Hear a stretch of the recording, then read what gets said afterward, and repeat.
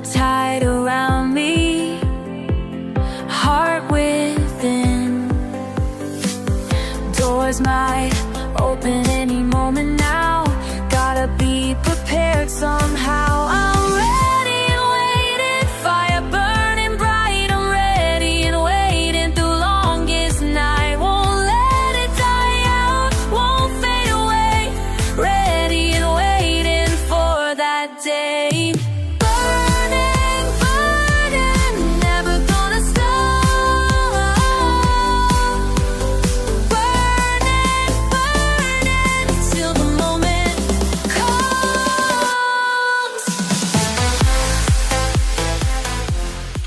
It's a groovy song, man. It's a good Hello, hello. How's it going, guys? We are joined by PJ and New World Order. How's it going, man? And Derek Nelson should chop in again. Hope you guys are doing well. Oh, good, sir. Oh, good. You as well, man. I'm doing great. It's good, good. Good to see everybody in the YouTube land as well. Please make sure to like the show. It's to Ooh, it's not me. Or is it ready. I think it's him. oh, it's I'm not like you're lagging. cutting in and out. Cutting in and out. Yeah, you're lagging really bad. Really lagging, yeah. Yeah. Is it okay now? Sorry, guys. They did say they have issues working on the internet, so hopefully Yeah, I've it's had going to issues be today as stable well enough. when I was streaming. But yeah, it's good to be here. Good to see everybody. This is part 2, like I was saying. Part 1 is past, so if you missed part 1, make sure to go and watch it. I got some news though. Whitsitt is very angry with me, saying I stole. Oh, really? his Well, content. I've had 700 odd views on it. I've had 700 odd views on it on my It's so side. Christian. So of I me. must have stolen his content as well. Is it because you didn't pay for you know it? what's I bet if sad you about paid, it? he wouldn't mind at all. Well, exactly. Well, I didn't pay. Yeah, no. He's saying I stole his content. It's so Christian of me. I'm like, but it's literally for free Yeah. for the public on YouTube. How's it stealing? I So got it how's off that Mojo, stealing? so it's not stealing. And I got decent views on that flat. I Yeah, got but about what's funny 700 is- odd views on that at the minute. It's not bad. very Considering I'm good. only on Very 600 good. What's up, Saul? what, 6, I think, subs. Something like that. Not bad. Very good. Yeah, the only thing is when you type it in, the only people that show up is McToon and myself. So he also reviewed it. But I don't see Whitsitt calling McToon out for stealing it. Very Don't you find that odd? Very interesting. Oh yeah. Woohoo! But this is part 2, so it's good to be here. And just to let you know, Debatable D, no, I won't be looking at Dave McKeegan's rubbish Why would because you I don't want to look do at that? anti-flat earth content. Why would you want- People keep telling me, oh, go look at Rufus later, go look at Dave McKeegan. I don't look at their nonsense. Like someone's saying, like, The only reason I knew McToon covered this as well was because, for interest's sake, when I put in Whitsitt versus Jeran, it was only the two of us that popped up on the whole YouTube. If He's got like 12K views, where I got almost 3. So I'm not doing too bad considering he's got like 5 times my subscriber base. if the globe is such an evident thing as they claim, 10 times. if it's really times, such so, an yeah. evident thing, then why do they spend so much time trying to convince people of it? you know, shouldn't it be, shouldn't it just that it be that evident that it shows you itself, through observation, even. So true. So true. Anyway, we got the votes going tonight. 28 votes so far. Was the debate worth the $65? A whole 10% say yes. Shame, poor you. Yeah. 90% say no. They're all wearing Jeranism shirts and shit. It was worth the 65 meg. It took me to download it. That was fine. That was good. Let's put it this way. If you pay $65 for a debate, you want to see it live. Actually go see them talking, not have it on the internet like they've had how many? Wow.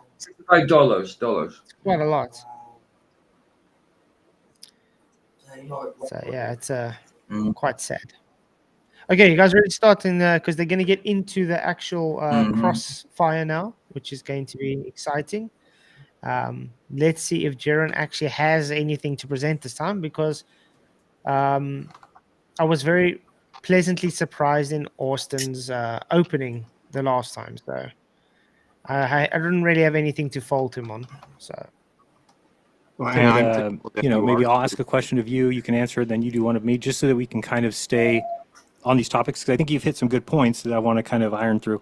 For the first one is that the stars do not act as perspective acts. Perspective does not adjust equally, meaning that if I move a certain distance, it lowers a certain distance, and if I move a certain more distance, it lowers the exact same distance. If anybody wants to go outside tonight, find a northbound longitude line and measure wherever 69 miles from you will be. When you get there, the North Star will change its position by 1 degree. yeah, and we showed how that works. It's literally due to the stars in the sky appearing to drop down thanks to perspective. Simple as that. It's not hard to understand, Jeran. It's sad that he's like literally punting the opposite now, like, oh, it can't be perspective. It has to be a globe Earth. When he was literally fighting I know. against I that know it's for how weird. long? It's weird to see him. Like, I mean, I know people were sus about him all along. You know what I mean? But to see him actually going against the arguments he's used, you know what I mean? Plenty of times. It's mad to see. It's weird. Okay. Yeah, it's weird. Right. Something to get used to there. Well, guess what 360 times 69 miles is? 24,901. Why is that? Because that's the shape of the Earth. That's the circumference of the Earth. You can go prove That's the shape of the Earth. No, it's not the shape of the Earth. That's you begging the question, affirming the consequent, literally making things up. But yeah, shame. There is no circumference of Earth, to let you guys know, when it comes to a globe. They want it to be that way, but it doesn't actually exist. So Jeran's again just let's put it this way: Jeran's been sniffing up Mr. McToon's bumhole. That's why he's You talking need a straight constant degree shit. of coverage for it to be able to get a radius, you know. And they say they've got an oblique spheroid as well as a sphere. So how does that work? Yeah, I mean, we literally showed them that the elevation angle requires the flat plane to make these angled measurements. How else are you going to see a measurement of angular degree? So if you measure a star at 70 degrees in elevation, that baseline is flat. It's a circle of equal altitude for a reason. That means that GP of that star is on exactly the same plane as you are. So if you're 3,000 miles away from the star, observing it at a certain location, it's on the same plane. Hence, flat Earth. Right. All right. He got assimilated by the Borg, man. That's what happened. I don't know if any of you ever watched Star Trek, but they had this Borg, these like cyborg. Resistance is futile. Yeah, they had a single consciousness. And anybody they got a hold of got put into the Borg collective. Yeah, man. Even Patrick Stewart. Well, what was his name in it? Acutus. Yes. Yeah. And Jean-Luc Picard. Yeah. Even he was Borg for a little while, wasn't he? Yeah, man. Mm. Remember, Data got to get down with that. He did. 07. Yeah, 07 man. was it? Yeah. Or 7. 7 of 9. Sorry, 7 of 9. 7 of 9. Who's Big Oh, Smoke Inc? he was in my chat. He was in my chat earlier on today. He used to be under a different name. Yeah, that's me. I'm Big Smoky. Yeah, That's my you were- YouTube that's name. him, that's Yeah. Oh, okay. I was Sorry like, about that. Yeah, it said I could restream it, so I was like, you know what? I'll restream it, get more views. Yeah. I think all the links and stuff still lead back to your channel, so like it's I'm not trying to like publicity Yeah, grab. it's all there, man. No, it's just like I'm trying to figure out who's Big Smoke. But yeah, guys, I don't think this is definitely worth $65. To me, this just seems like a whole grifting thing, because he's been very desperate for money lately. I mean, look at the other. I think it was like last month or the month before, they like asked for like 10 grand. Didn't want to tell anybody for what. And now having this kind of online show, like $65 for what? I know. But I mean, the Tim You know what I Grant mean? thing to ask for help with that amount of money and say, look, you just have to trust me on what it's for. You'll be happy, but you just have to trust me. I think with that amount of money, with a little amount of money, I suppose you might do it. But with that amount of money, you want to know what you're investing that into. You know what I mean? And Austin is not like a person who doesn't know how to operate with the bare minimum. It's like he's writing checks like that he can't cash. Right. Like, how did you get that far down, man? I mean, maybe I'm just wondering to myself, but yeah.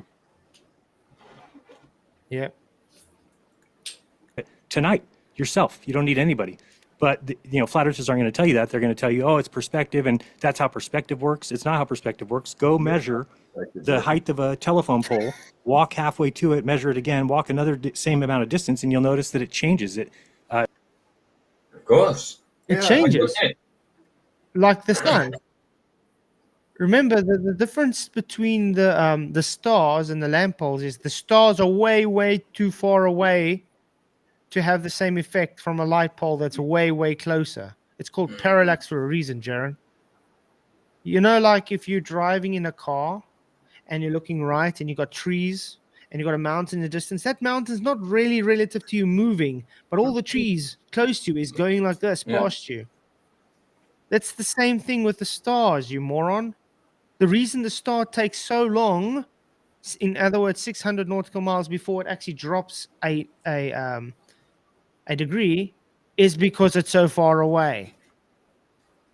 Now, when you're trying to compare it to light poles that's literally a few meters away from you, and saying, "Oh, look, look how quickly it's going down," it's like, yeah, that just means you don't understand what you're talking about. So literally, he doesn't know what perspective is, guys. Right. He does. He's just trying to. He's just playing the Glover part. That's all. That's it. That's it. He knows. He knows what perspective is. Of course. Both these creeps are just up here putting on a show. This is not a debate. This is just a show. That's right. Money grab. Yeah, I mean, they're still business partners, I aren't would they? hope. So obviously they're both getting something out of this. I mean, you would think after this whole thing, especially what Jeran was calling flat earthers and things, you would think Austin Whitsitt would pull out from Jeran and not be business associates And I find it anymore. hard to believe that this is the first time they spoke since. Oh yeah. Always. If you're walking towards a building, it gets bigger faster as you get closer to the building than it does when you're far away. This is not how the stars work. So the stars, he was false in that. He said that the stars operate as perspective would. That's not true. They don't. What's your, I guess you're... Wait, let's stop right there. Oh, that's such nonsense. Yeah, but when I go to work in the morning, sometimes I see the moon and it's sitting just perfectly above the Waterberg Mountains. And driving to work, that the mountain seems to stay the same size, really, but the moon seems to stay the same size as well. But the closer I get to work, the moon seems to get occulted by that mountain. I wonder why. That's weird. Maybe because the moon is very far away, and so is that mountain. So the angular sizes aren't really changing, but the angle towards them is changing. So therefore, the moon gets occulted by the much closer mountain. And that's why this celestial theodolite argument is such a good one, because it shows that everything's local. And it's not too far away as they want it to be. By the way, I want to ask if you guys ever thought to this. Remember, Jeran always brought up an argument. The inverse square law of light shows that it's impossible for the star's light to reach us. What's he now calling? What's he now saying? The distance trillions, of the stars are? billions and trillions. I mean, who knows? We have to look back in time to find that stuff out. Stop right there. Yeah. So you agree, like if a plane flies over your head and goes away, looks like it's going down, As it flies close, okay, so perspective does in fact cause things in the distance to appear to go down towards the horizon and converge into that place. Great. And okay, so that's what I'm not talking about the exact ratio. The sky is for sure a very interesting phenomena, right? I mean, indisputably, in the paradigm of the globe, it's like wildly crazy Distances phenomenon. are Right? wild. Yeah, the things are pretty crazy. But I think that the flat Earth model that calls for stars. Jeran, why did you just overtalk Austin? He let you talk, and as soon as he talks, you overtalk him. What's going on, man? He was trying to answer you. And I must say that is really unlike Whitsitt to just sit there and let him Same talk over later just on. by I the way. mean, I know Sean kind of explained it a bit, but later on, he says a good few things. And Whitsitt says, the amount of fallacies you just come out with that I could have called that, but I won't bother. And I'm like, and I stopped then. I was like, why? I said, any other debate, you would have called that out just like that. As soon as it happened, like, that's that fallacy, that's that fallacy, that's that fallacy, you would have called it. So why are you letting him off with it? I know Sean explained it a bit to me, but still, you'd have thought he'd have pushed it a little further. You know? Yeah. But I have to say, everybody's saying this. Yeah, Jeran's face looks weird. He doesn't look like the same Jeran. But even Whitsitt, he's got a different look to him. But Jeran, on the most part, it just doesn't look like the same Jeran. I don't know. It's weird. Circling your head would have parallax issues. They would have all kinds of stuff that we don't see anything of, right? We don't see the constellations change their orientation. So it does. The reason we don't see that is because it's not a globe, Jeran. We're supposed to see redshift and blueshift because of the globe. We don't see it. Right. He doesn't get this, does he? He's just literally debunking himself. Do exactly what the sphere calls for with these stars at a very, very far No, it distance. doesn't. Well, let's just talk about it. So like, okay, so No, it perspective does cause things to look like it goes down when it goes away from you, and the stars do that. So, like I said, But at a predictable exact rate. So like if you did that with perspective, you wouldn't get the same. We move 69 miles north, the star drops 1 degree. 69 more miles, 1 degree. 69. That's not how anything perspective. I got it. I know why he looks different. He's got the face Oh, he filter. has got a filter on, hasn't he? I think he has got. He's got a beautify face filter, maybe, bro. guys. He has. He has. Nice. If you did that that actually isn't even entirely true, right? So there is, yeah. So it's claimed to have like a linear 1-to-1 ratio. This actually isn't true though. Like if you actually look at like the celestial navigation, like the manuals, right? You cannot take any of the angles like all the way up to something like 15 degrees and then a few degrees away from 90. You can't even take them. And so actually it's like logarithmic. It actually starts to compress almost like a hyperbolic. And you also got to point out that if you have to take it based on algorithm, they got different corrections you have to make it as accurate as possible to that 1 degree 69 miles. But they make it sound like it's definitely the 1 degree every 69 nautical miles. It isn't. It isn't. You have to make corrections to make it that way. Like a geometry, but everyone just says it's 69 miles. Oh, it just works, and everyone acts like it works. It doesn't. It like factually doesn't. You can't actually use the angles to the stars lower down. Meaning, as things get closer and closer to the horizon, right? That claimed linear ratio doesn't happen at all. And just to make the bigger claim though, because I don't want it to get lost. What I'm saying is, it is special pleading in that we're claiming the exception to a universal principle, which is everywhere else. When we look, we know that because of perspective, that things get further away, they appear to go down, right? And we see the sky appear to go down, but the globe is claiming, so yeah, it has the same effect as perspective, but it isn't because of perspective. It's because we're physically changing our orientation, right? We agree with that? Yeah, I would agree with that. I just want to know if you're talking about if perspective is a mathematical equation, is there a formula? Perspective is not a mathematical equation. Perspective is an optical phenomena explained using mathematics. Did he literally just say perspective is mathematics? I think he was asking, or asking if they agree, or you know. You don't see with mathematics, guys. You see with your eyes. And the thing is, because we are three-dimensional beings, and our eyes, our retina takes in the image of the three-dimensional world two-dimensionally in, our brains have to reconstruct it in 3 dimensions, and that's why we see it in perspective. Makes sense. That's it. Not mathematical. It's just literally how reality works. It's the same with like a camera, and that's why you have depth of field when it comes to cameras. Because you got that infinite plane moving forward and back, and you're able to see that difference. That's why when you have different focal lengths, you can see different compression ratios between the subject and the background between them. Yeah. That's it. Formula for perspective? Well, that's a good question, right? People do use a formula for perspective, but I don't agree with it. And so Okay, if it won't you actually work look for into it, if you actually look into it, it's well known that like visual space is much more complex than this really rudimentary trigonometry that people try to use, assuming that there's Look at this. We see in 3 dimensions because we have 2 eyes. No, we see in 3 dimensions because So you we tell have me 3 if you've got dimensions one in one eye. What happens to people with one eye? They still see also 3 dimensions. You don't see in stereo Oh, anymore. man. Fuck.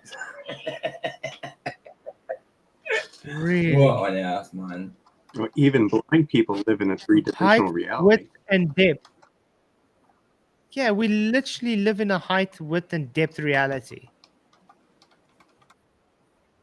The thing is, when you look out with your eyes, your retina can only bring it in as photographic 2-dimensional. And your brain has to reinterpret that as 3-dimensional again as you're seeing it. And that's why you Well, have at distance, you're not in that space, but you're seeing that space. So your mind's just, it's working out. It's putting it in a way that you can work out the 3D. And it's so simple to work out when you see it. You know what I mean? It's so simple. What I mean, what your brain does it and why it does it, why it does it, you know? Yep. there's linear visual space, and this has been tested and written about at some of the highest levels all So the you're time. saying that do you think if we went to 25 degrees north and then we kept going 1 degree or north each time, so we get up to 45 degrees, are you saying that the star wouldn't adjust by exactly that amount of degrees based on if we go 69 miles north, 69 again, say we do it 10 times, it's 690 degrees, 10 steps so that way, so the North Star would be. No, it's not 100% accurate, no, because you have different refracted indexes and values in that day which you're observing. So no, Jeran. Remember, even when somebody does celestial navigation and they have the almanac and they observe a star or something and they look in the almanac, they have to make corrections for a reason. Why? Because it's not just plucked there as a certain thing and say, okay, because then you wouldn't need an almanac. You wouldn't need an almanac if it was literally, oh, guys, I see the star at 40 degrees, so therefore I know I just... No, they literally have to do calculations to get their direction, get how far they are, get their GP. You understand? This isn't just simply, it's 40 degrees, okay, this is the distance. It's not as simple as that. Does Jeran think that the star's observation is not optical? But this is the same issue that all globers have when it comes to the horizon as well. When you explain to them a horizon is only an apparent position when the sky and earth appear to meet, it's not physical, it's optical phenomena. They claiming it's physical. It's literally retardation. These people are dumb. Jeran literally has, how can I say? He used to be stupid, but now it's like... He used to be stupid, but now if you said Beyond that, that's a comparison. compliment. No, but now it's like on a whole new level. I mean, what's more stupid than what he used to be stupid? I don't know. Dumber and dumber. Be 10 degrees different. You agree with that? It will be, it'll be very close. It will not be exact. And If you're at 25 and 45 degrees, it should be close, right? Because you're not. Because he in looks the like a computer refraction game zones. avatar. okay. So that's what you're saying. It really does look like he's got some kind of weird face filter on or something. There is even in StreamYard, there's a filter type thing on it, a smoother. Even in StreamYard. Yeah. Is there? Yeah. There's a smoother in StreamYard in one of the settings somewhere. Yeah. Let me just see if I can. Oh no, I'm not in StreamYard. I'm bloody Restream. Look, I got streaming. I was just Restream about right to check. But yeah, there is one.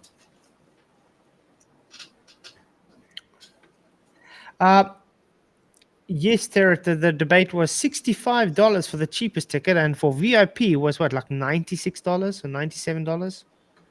$97? Nice thing is Mojo has it on his channel, so we are able to get it from there and watch it. I just find it sad that Austin Whitsitt's not calling out McToon for showing the debate review, but he's saying I'm stealing it. Oh. It's weird.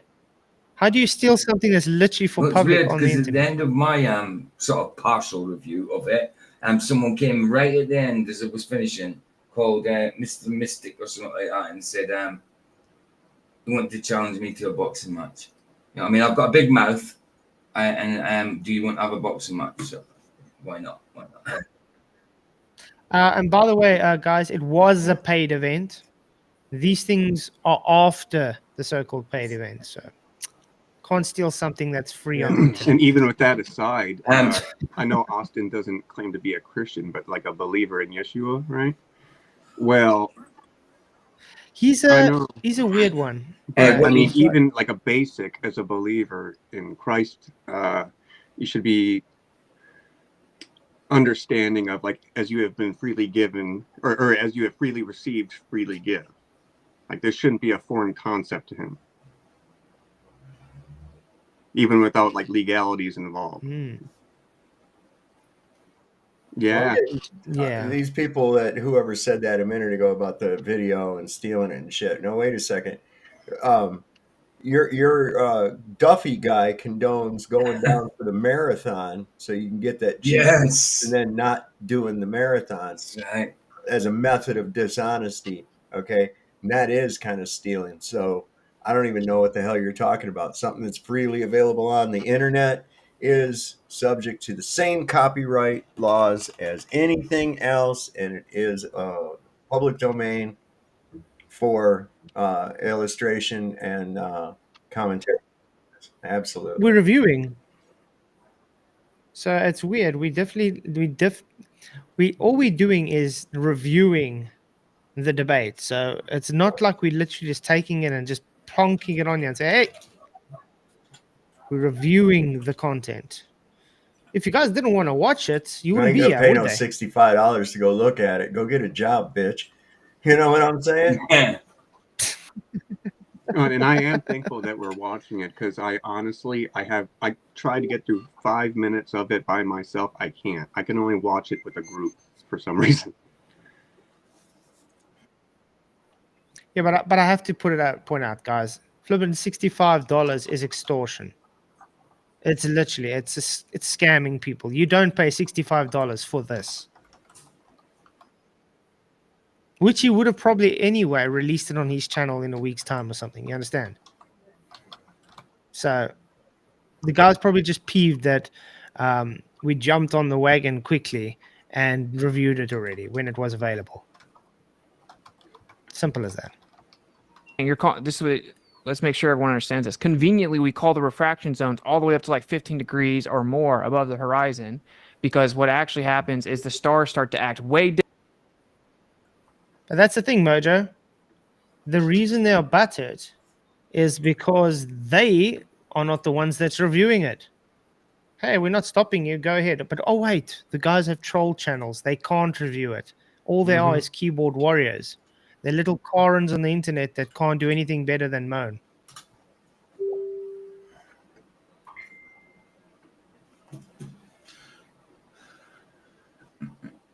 Different right? I mean, that's 15 degrees is super high above the horizon, I right? agree. No, but the stars start acting different. Well, this is what like hyperbolic visual space would predict. It would be a logarithmic relationship. So like on the globe, it's very simple. We're standing on a globe. There's basically nothing between us and the stars. They're super far away. So the only reason the stars look like they change positions is because we're tipping over. Okay, Luca, this is the last I'm gonna say. When are you gonna pay me the $1,000, dude? Or the $50? I reviewed that last night, Flats, on Oh, the Rumble side. I reviewed that. He's literally still Was it running on from the it, by the Rumble- way, was it on guys. the YouTube side, babe? Or was it Rumble side or the YouTube side? I reviewed it. It was on the YouTube. Or perhaps you can be Oh, I generous. did do with it on him. YouTube side. I did it on the YouTube side. I reviewed it. Yeah. So he's calling me an extortionist. So Luca, how exactly am I extortionist? What am I doing that's Oh my goodness! extorting You are the people out of money? one Go ahead. who offered it. You should never have offered it, dude. No, but that's the weird thing. He Yeah. placed a bet. I said I'm not a betting man, so I don't expect the money. Then he said, "Okay, I'll give you $50." I said, "Okay, the gift's more than welcome. Yeah. I can use it." And then decided not to give it because Yeah, he take gave it out money the before. money I already gave you for a service that I already had more than once, twice. A debate. It was Okay. it was debates. It was debates, wasn't it? 3 debates you got out of it. And he Yeah, was only meant to get one But, debate out of it. That's like me saying, here, Keith, here's a tenner. By the way, you can take it out of what I've given you before. Yeah. Like, no. yeah, but that's the thing. It's weird. It's like, yeah, here's a gift for you, but oh wait, I'm not giving it to you Right. because I gave you money before. So, well, then why did you offer the gift? Ridiculous. Yeah, it's quite sad. But all I'm trying to point is shows you how Mm, dishonest globes Like I are. said, you didn't expect it, but it just shows what, like, you see how sweating he was about giving it. Hands were over his face. I tell you what. He didn't think I would be able to present. He didn't think I'd be able to present know. what he said was impossible. And then he started giving you conditions when you started presenting. You can't do that. That's too late. Challenge started. Look, he gambles. He wouldn't go in a bookies, put a bet on something, and then go in after and say, "Oh well, I've changed my mind. I want to bet on the winning one." Exactly. You can't do that. And he should know that. He goes to the No, casino. but you see, the He should sad know thing, that. the thing that saddens me is I said, I don't, it's fine. I don't worry Mm. about the money. I'm not a betting man. And then still going around saying I'm grifting people and I'm wanting just money. It's all for the money. If I was, I would have literally been saying, give Yeah, me my because you- $1,000, dude. You made an oral No, agreement. if it was all about money, you'd be a global. It's not what the paper is written on, but it's an oral agreement. Yeah. Well, how about it? Okay, Well, so how let's about carry a on with the different debate. solution real fast, like with Luca.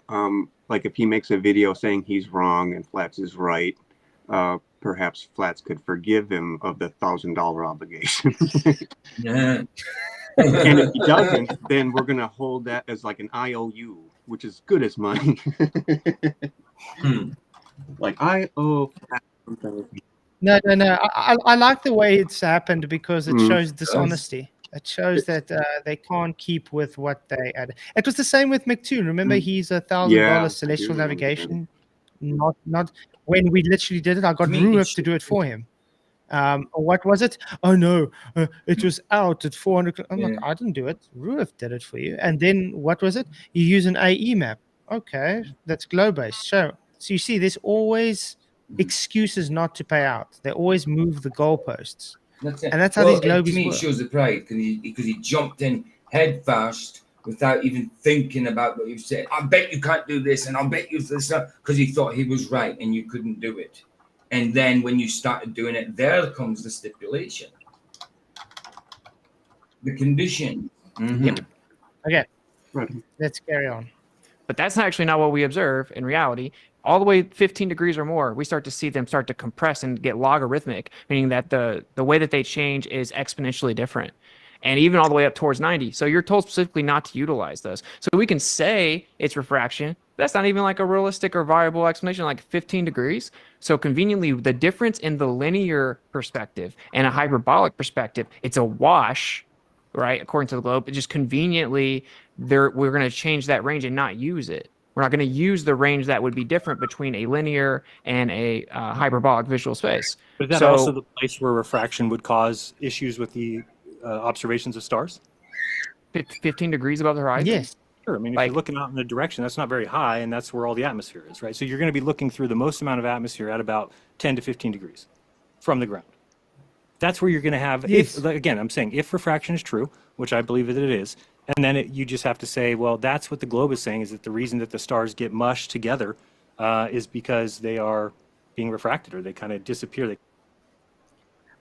The reason you see the stars go, quote unquote, below the horizon is thanks to refraction. Jeran, remember, this is the double speak they have. Don't they claim, oh, you guys, when you see the sun at sunset, it has already actually set, but due to refraction, you see it longer, correct? Of course. Refraction. Refraction, exactly. Or There we magic go. duct tape for bullshit. It's amazing how they're always very selective, and they're hypocrites, because they only want refraction to happen when they need it, but when it doesn't suit them, they don't want it to exist. It's really sad. The only reason we see stars go, quote unquote, below the horizon is thanks to refraction, Jeran. That's the only reason. Why? Because refraction causes your Earth curve. It's an optical phenomena. They kind of get faded in that area.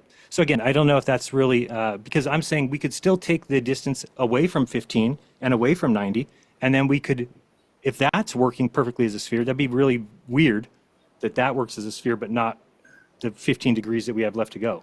So, I mean, you could just keep doing that one section that you have, and you would be able to figure out that the Earth is 24,901 miles around.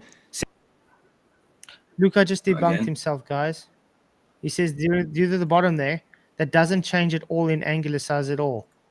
Oh, so the refraction doesn't change the angular size of the sun then at the horizon, which that was your argument. So refraction didn't cause it to change angular size. It was literally the sun. Not a very smart guy, is he? Yeah, I mean, I thought he had potential at one point, but wow, Luca. Come on. He keeps digging his grave Right. deeper. I don't know who's trying to impress. Simply because we can keep going north, and you would always get 1 degree every 69 miles. So I see what you're saying. I mean, again, you're just going to claim that that's. I'll have to look into what exactly the formula is, because I do know that refraction does break down as well. Not refraction, sorry. The perspective breaks down close to you and far away from you. it does because What? Perspective breaks down close to you and far away from you. That's literally an oxymoron statement. So in other words, you never see perspective then. Is that what he's saying? it does because of the way that everyone tries to use like linear geometry for perspective. So like, and this is just an assumption, but this has actually been written about for decades, and it's just people don't even want to go touch it. And like, I've done a stream on this, right? It's a very basic way to disprove this idea, because when we look at railroads, we know that they're physically parallel in reality, but they look like they converge. Okay, but according to planar geometry, they don't ever converge. They're just parallel. So if we were seeing in planar geometry, we would see them just remain parallel. So obviously there's a difference between how we see in actual plane geometry, right? Because it's converging. They appear to converge. And what they end up saying is, oh, well, we have a formula for that. Yeah, you made a corrective adjustment to the trigonometry because planar geometry doesn't work. And this has been like a well-known problem. It's just like the elephant in the room in any discussion about visual space. And I will say they actually recently had to address it because they were utilizing planar geometry for perspective with robotics, which required extreme precision, and the robots were off. They couldn't accurately position things even in small rooms because it was such a precise need of visual alignment. So they actually had to start to integrate like hyperbolic visual space. So now we have a huge situation where we're assuming that we see in straight lines on a globe, and we map the whole globe out that way. And if we actually see with curved visual space, right there, if perspective is not perfectly linear, the globe can't be true, like on its face, because that's like every angle measurement the way the entire globe model is set up, it's based on assumed straight lines that we see in. So we actually don't even. I don't agree with that, though, Austin. No. They claim based on geometry those straight lines are curved, so that's not true, Austin. I don't know where he's getting that, though. That'll be one of your Look at own this, guys. doctrines. This one literally did, Oh, Luca. my- Literally did. That's fine. Look what it said. Look what it said. So it changed size. Angular size is. My Guys, goodness. I want to ask this question. Is angular size Of course it is. optical? It's not actual size, is it? It's angular size, which is optical. Wow. Luca. Is vision an optical effect? Huh? Come on now. Goodness. I rest my case. Even see it that way. And So you're saying that we see curved lines to the stars?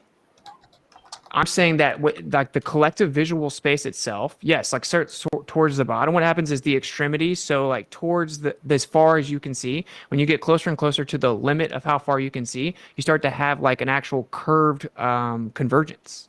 But we don't see that with the stars, right? We do see that with the stars, and that's why even in the manuals they say don't even take the measurements like up to like 15 degrees.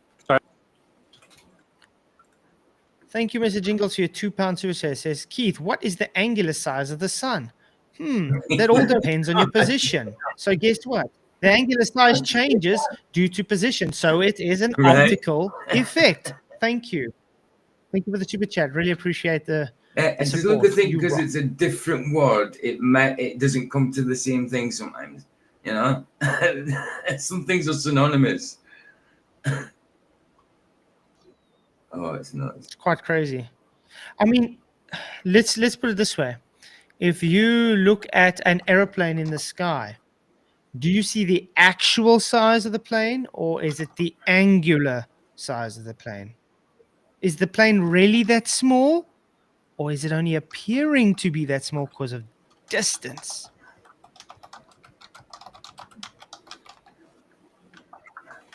I meant, do we see, you were talking about like railroad tracks converging in the distance. So things, as they go away from us, converge, but stars don't do that. Is what I'm saying. The stars. Oh, no, yeah, they definitely don't do it like the rate. If they do, it's like hard to even notice at all, for sure. Right. But that's why I did immediately concede that, yes, the sky isn't just like very basic, but they're in like a different realm almost, right? We don't, regardless of what you think about the Earth, it's well known that what happens in the sky is like something totally different, right? Like we don't know. Like according to the globe, it's pretty crazy as well. It's actually, I would say, much crazier. I'm not claiming to know exactly how the sky works, and I'm also acknowledging that perspective is not exactly like this one-to-one. I don't even believe that it is linear. You have it. I agree, Austin, but you also got to understand that the reason perspective looks different in the sky is because the objects we're looking at is further away than anything we really see on the ground. So the rules are a bit different because of parallax. That's it. It shows on the Earth that perspective is not that way. So now if we're going to add way more distances to the stars, right, we have to account for curved visual space. Let me just say, so you understand my position too, is I'm not buying into any of the other stuff yet.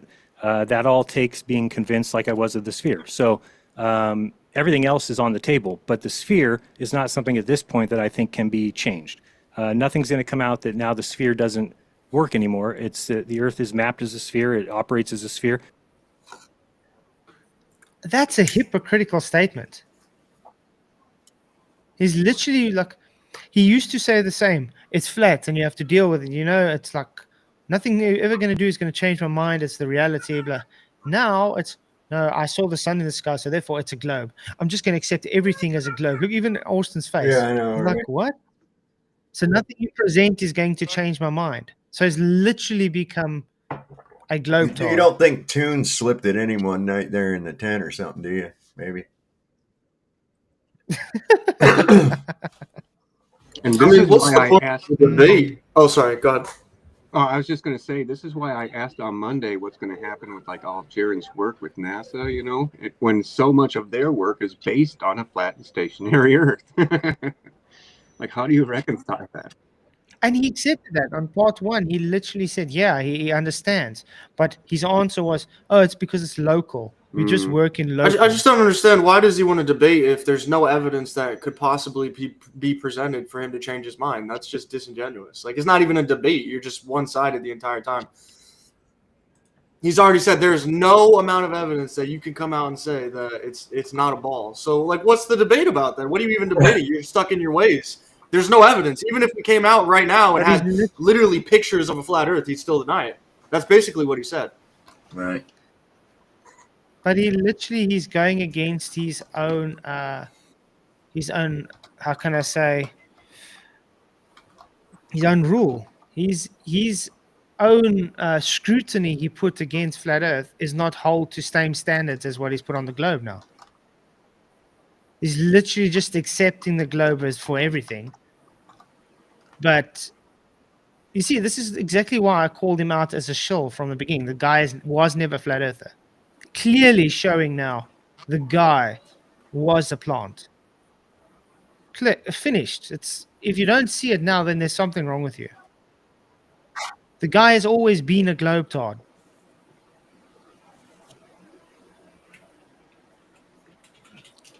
Again, yeah, is it flat locally? Yes. So do we treat the Earth like it's flat? So it doesn't surprise me anymore that we have manuals saying treat the Earth as a flat, motionless plane, because that's what you do.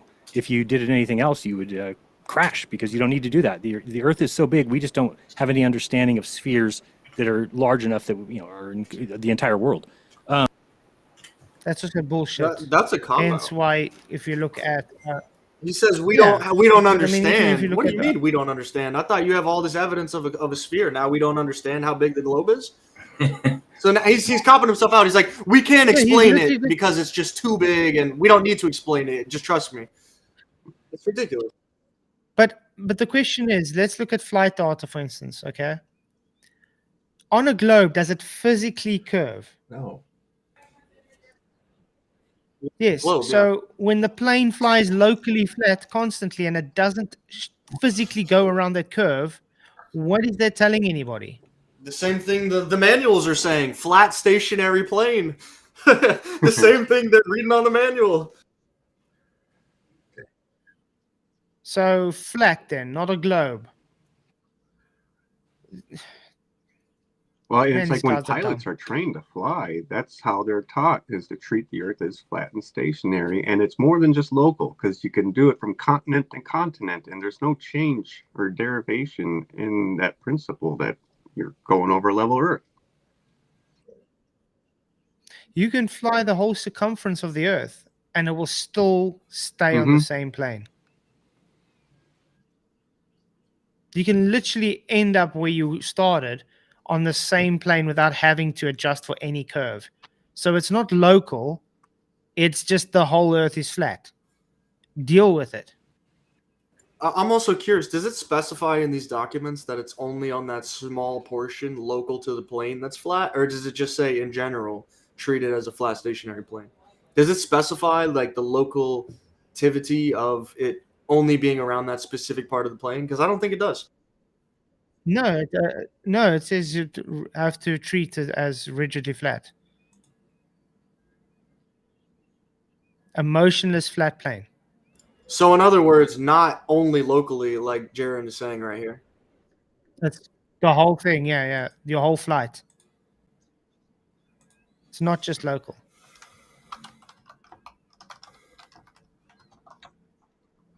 So it's quite it's quite idiotic for anybody to talk about anything when it comes to the globe, and they want to claim, especially this now. Oh yeah, locally flat, fine.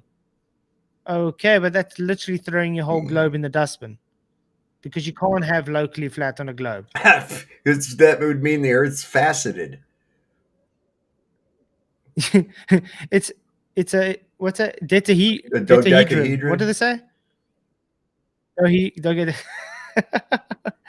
But imagine it's like you're flying and all of a sudden, Yep, and then This is retarded, man. Oh, the Earth is It's quite faceted crazy. like a diamond. Shut up. These people try anything to try to reaffirm their stupid belief, man. Anything. They'll just jump all over. Man, I got these people scrambling all over the place with this shit because I'm sitting there going, I'm like, okay, so you claim mass is attracting mass. Okay, why? What's the mechanism? Where's the energy coming from? Where's the energy coming from for that mass to convert into gravity? Where's that coming from? See, this is exactly why Newton never published it. They waited till after he died. He realized it violated his law of conservation of energy. So, Don't you just love it don't you just love it that we daily get trolls in the private chat just giving us death threats and calling us assholes and telling us how dumb we are and we shouldn't I would procreate, love stuff for like these that. guys. What does it tell you about the Globies? What does it tell you about them? Listen, I'm begging some of these guys to come and try to act on these threats that they have because I'm getting tired of not having nothing to shoot at and hunting season. It's a lot of talk and no bite. Quite sad. I want to show this real quick, just so I'll get your answer on this one, Austin. So this is Show us, Jeran, you show can us. see my screen now that I'm sharing these little things here. Yeah, actually, I did find out that I can help you share your screen if you want. Okay, well, I'm all right. I think as long as people can see that. So this was on Twitter. Let me make you bigger then. It's Sorry. it's super small, right? So, But it is kind of serendipitous, or whatever you want to call it, that this is the 6 month to the day. So Bev is in calling I us was going to say, liar. I say we've got some backdoor burglars. Oh, that's No, not of Bev, course Bev. it's not That's someone Bev. else. That's not Bev. Nice calling us anti-Semitic Hey, morons and whatever liars. So happened no, to it's not Bev. Rachie? Oh, She got drunk and left, remember? Quite a few times.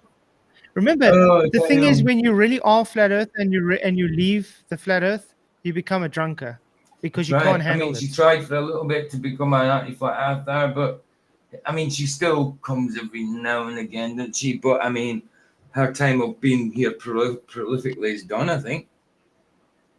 Yeah. She started making a fool of herself. No, KSC, we haven't reached that part. We haven't reached that part of the gravity yet. He's now showing the sun again, claiming that this somehow debunks the Elder flat Bear. It's Earth. funny. He's like, "Yo, watch this," and then he pulls out this as if this is like new know. evidence or something we haven't already seen. Elder Bear, no one is saying anything about killing. That would be ridiculous. I want to leave something with a reminder they can carry for the rest of their life, and also have a story to give a lesson to other people that might be as stupid as they were in their actions. By the way, guys, this Flurf wiki page thing has become to my attention that it has got to borderline insanity. Borderline. And I think everybody that sees it should start taking legal action against it because it is putting everybody's personal information on and creating a little hate site against people. It's dangerous because you're literally putting not only our lives in danger, our families' lives in danger too. So yes, everybody that is pushing Flurf Wiki, I am going to be taking legal action soon, and hopefully other people will do so as well, because you are literally inciting hate against people and their families, and you're giving personal information out about them. This is including you, McToon, because you're the one that's literally instigating this. It's You going to and come on them. Markley. It's going to come on them. They're going to get the wrong one. They're going to get the wrong one. They may have already gotten the wrong one. You know, revenge is a dish best served cold. And I haven't looked at that site since you last looked at it or on screen. The thing is, it gets updated daily. No, it gets updated daily, but they keep putting personal information about everybody on there, and they're creating a hate narrative against Elder everybody. Bear, I've never killed anybody that didn't deserve it. Okay. And furthermore, no one has ever found any of the bodies that I've buried. Nice. No, but why do they care what like about what we're doing in our families and our normal lives? Like, why do they care? Because I couldn't care what they do with their lives. Do you know what I mean? Yeah. No, they're it's very sad. obsessed. Yeah. Yeah. The Sonic, thank you for your $10. He says another propaganda to push 24-hour South Pole sun, which they both agreed upon and both states they witnessed it and saw. As if now we still don't know if there is one or not. It's to dig on the big and cons. Who Exactly. called That's that? exactly that. Who But called that's what I'm that? saying. Who called The that? Sonic. Who called that? This guy. This guy right here. I said that. I said we ain't gonna be no more better off than we was before they went. Come on. It's more confusing now than it was. Exactly. But this is the whole thing. Why is he bringing up the subject of the sun like this towards Jeran if he knows Jeran is agreeing with him Well, on the this sun? thing with this wiki, This with is all this wiki propaganda. for Exactly. whatever. Just keep in mind when they can't attack Mhm. the argument with anything logical, you have to attack the person. Mm. Yeah, but like I say, it's different from attacking us like they do. It's another thing putting our personal information for everybody to see on the internet They ain't got nothing that and wasn't already public making record, though. making a hate page and putting our families in dangers as well, because you might just get the wrong sick person getting that information. Could you imagine if they pulled up on one of my boys? Good luck. It's not like they got a bunch of secret stuff, Keith. It's, everything they got is through public information. So it's like, and I've never made any bones about anything in my past at all. None. In fact, I've shown it on there because I would like that to be a lesson. I would like that to be a lesson to others. That's what I would like that to be. Mm-hmm. Doesn't Don't worry, make it- that other troll won't be able to come in and bother us anymore with his It's spamming certainly anymore. not going to make the Earth a globe. Yeah. Is it? Why, Elder Bear? Why do you want to know Vicky's flat Earth epiphany?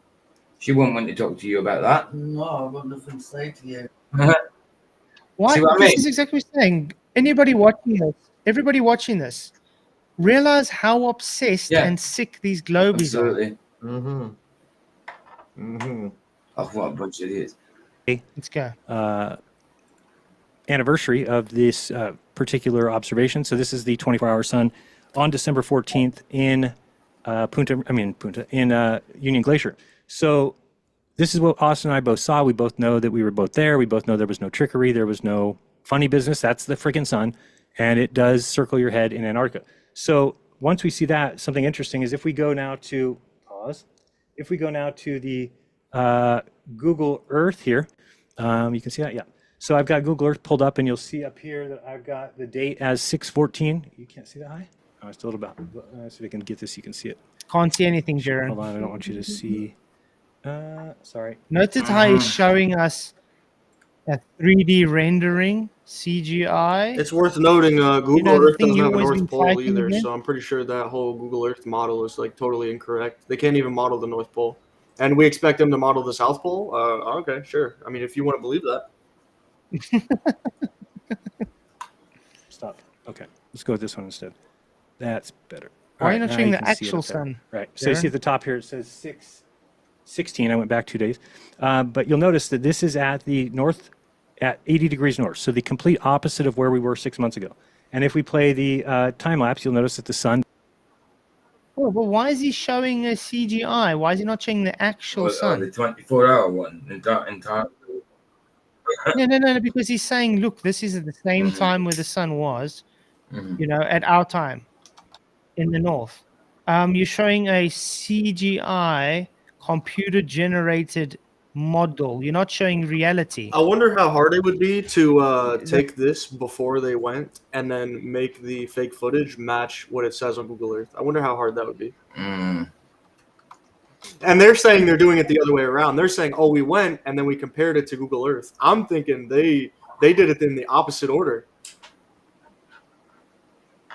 Yeah, but my point is now, if he's trying to prove his point that, look, the sun was showing here in the north the same time, okay? Then show the actual damn sun. Don't show a computer-generated model. Because that's not reality. Anybody can create a computer-generated model. Hence why we got damn Avengers.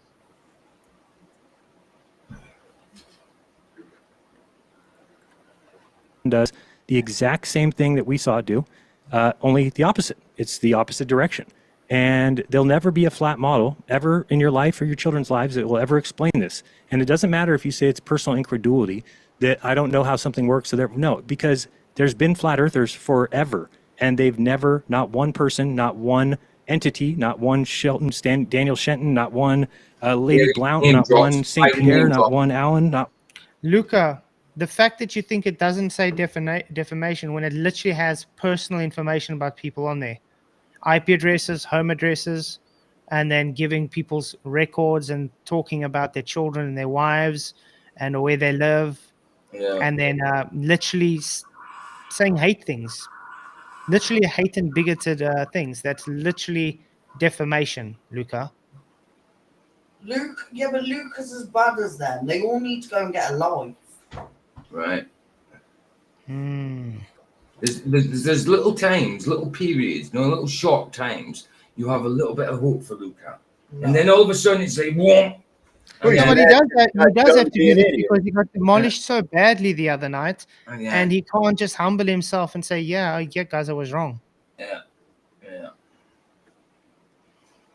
How would they Autodeco, I don't think Jeran ever believed it was flat. And this more or less, what I'm watching now, this more makes it seem to me that it wasn't genuine from him. And no, it's not satirical, Luca. It's literal physical information put on. There's nothing satirical about putting hate speech about people and personal information on a site. He literally created a hit list for people to hate upon. That's called defamation. You're literally creating hate towards people, and you're giving people information on where they can find those people. So you're creating a narrative for someone to hate someone, and then you say, hey, you hate that person, go there and do what you want to them. That's literally what they're doing. They're giving that platform for people. Luca, how Think would about you that for a like moment. it if we leak stuff about your parents or friends or whoever? He has friends. You wouldn't like it, so why do it? Exactly. He has friends. Why justify it? Oh, he has. Let me His put it sub this says, way. sub says he has friends. But let's put it this way. If anything happens to anyone on that list, the first people that are going to be in question is McToon and Peter Markley and them, the ones that keep debating, because they're the ones that's giving all the personal information out there to everybody. They're the ones that's creating this hate narrative against the people. Yep. Notice that. And if somebody does act on Toon or Markley, and something happens, that list of suspects is going to be that entire Wikipedia page, man. It's going to be that entire Flirt Wiki page. And then you've got like 50, 70, 100 people that all have motive. Yeah. Yep. Yeah. To one person, that might be a joke. You just get that one psychopath that gets on there that's not going to take it as a joke. Or get that one person that you're going to screw with their personal life or their livelihood, and they figure, well, I don't have nothing to fucking lose. That's right. But they're putting kids at risk. Like my kids are grown men. My kids are just batter them. But Fuck with my livelihood, I will end you. That's all there is to it. You fuck with my livelihood, I will end you. Yeah. I am saying that literally right here on this platform. You fuck with my livelihood, I will end you. But people's kids One- need Old Testament, man. Old Testament. people's wives and kids need to be left out of it. Of course they do.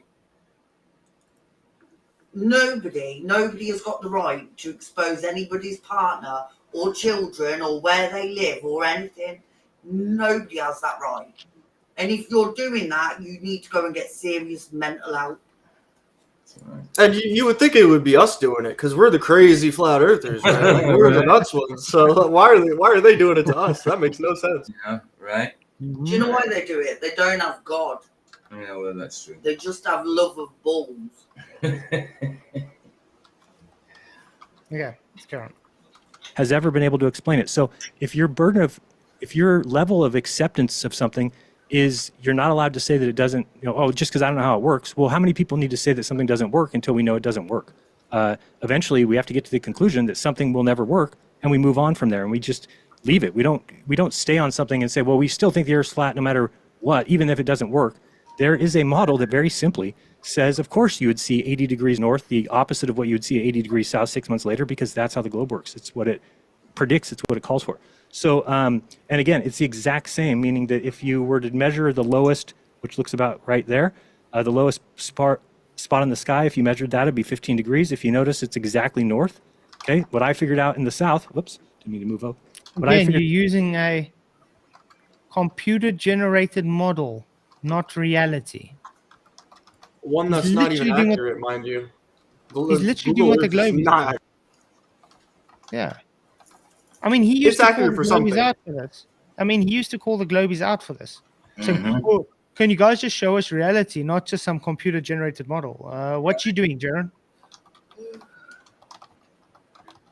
Right. Figured out in the south was by watching the sun. I said, man, every time the sun gets to its lowest position, if I walk towards it, it will adjust up by 1 degree every 69 miles.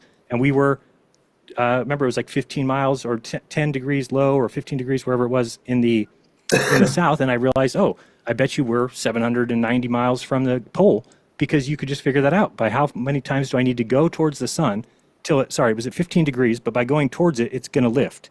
And every time it lifts 69 miles, you would do it 10 times. It would lift 690 times or 690 miles you'd travel. And that's where the South Pole is. Because what that would do is raise that sun to 25 degrees. And then what would that move the 35 degrees behind me to? 25 degrees. There's only one place on the earth that would allow the sun to go around you and stay at the same height the whole time. That is the North and South Pole. And Wow.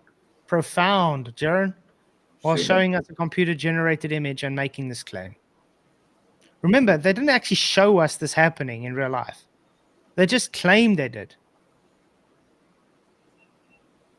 And we're all forced to believe them. Treating it like it's real. That's what I get off these people that come on there trying to reaffirm that their observation was not a lie. I'm sitting there going like this with them. I'm going like this. No. If you lied about this, you're lying about other shit, and I throw it out the window. Sorry. Everything you come back with is garbage because you lied. All right?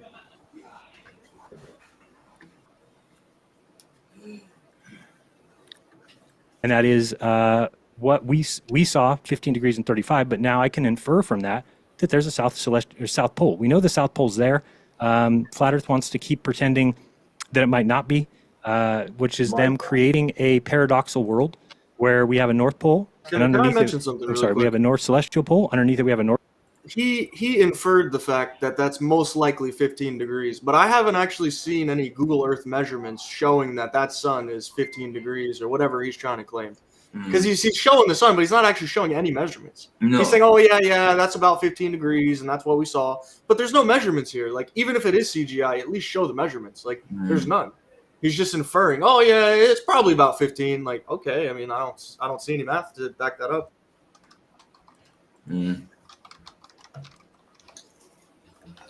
North Pole.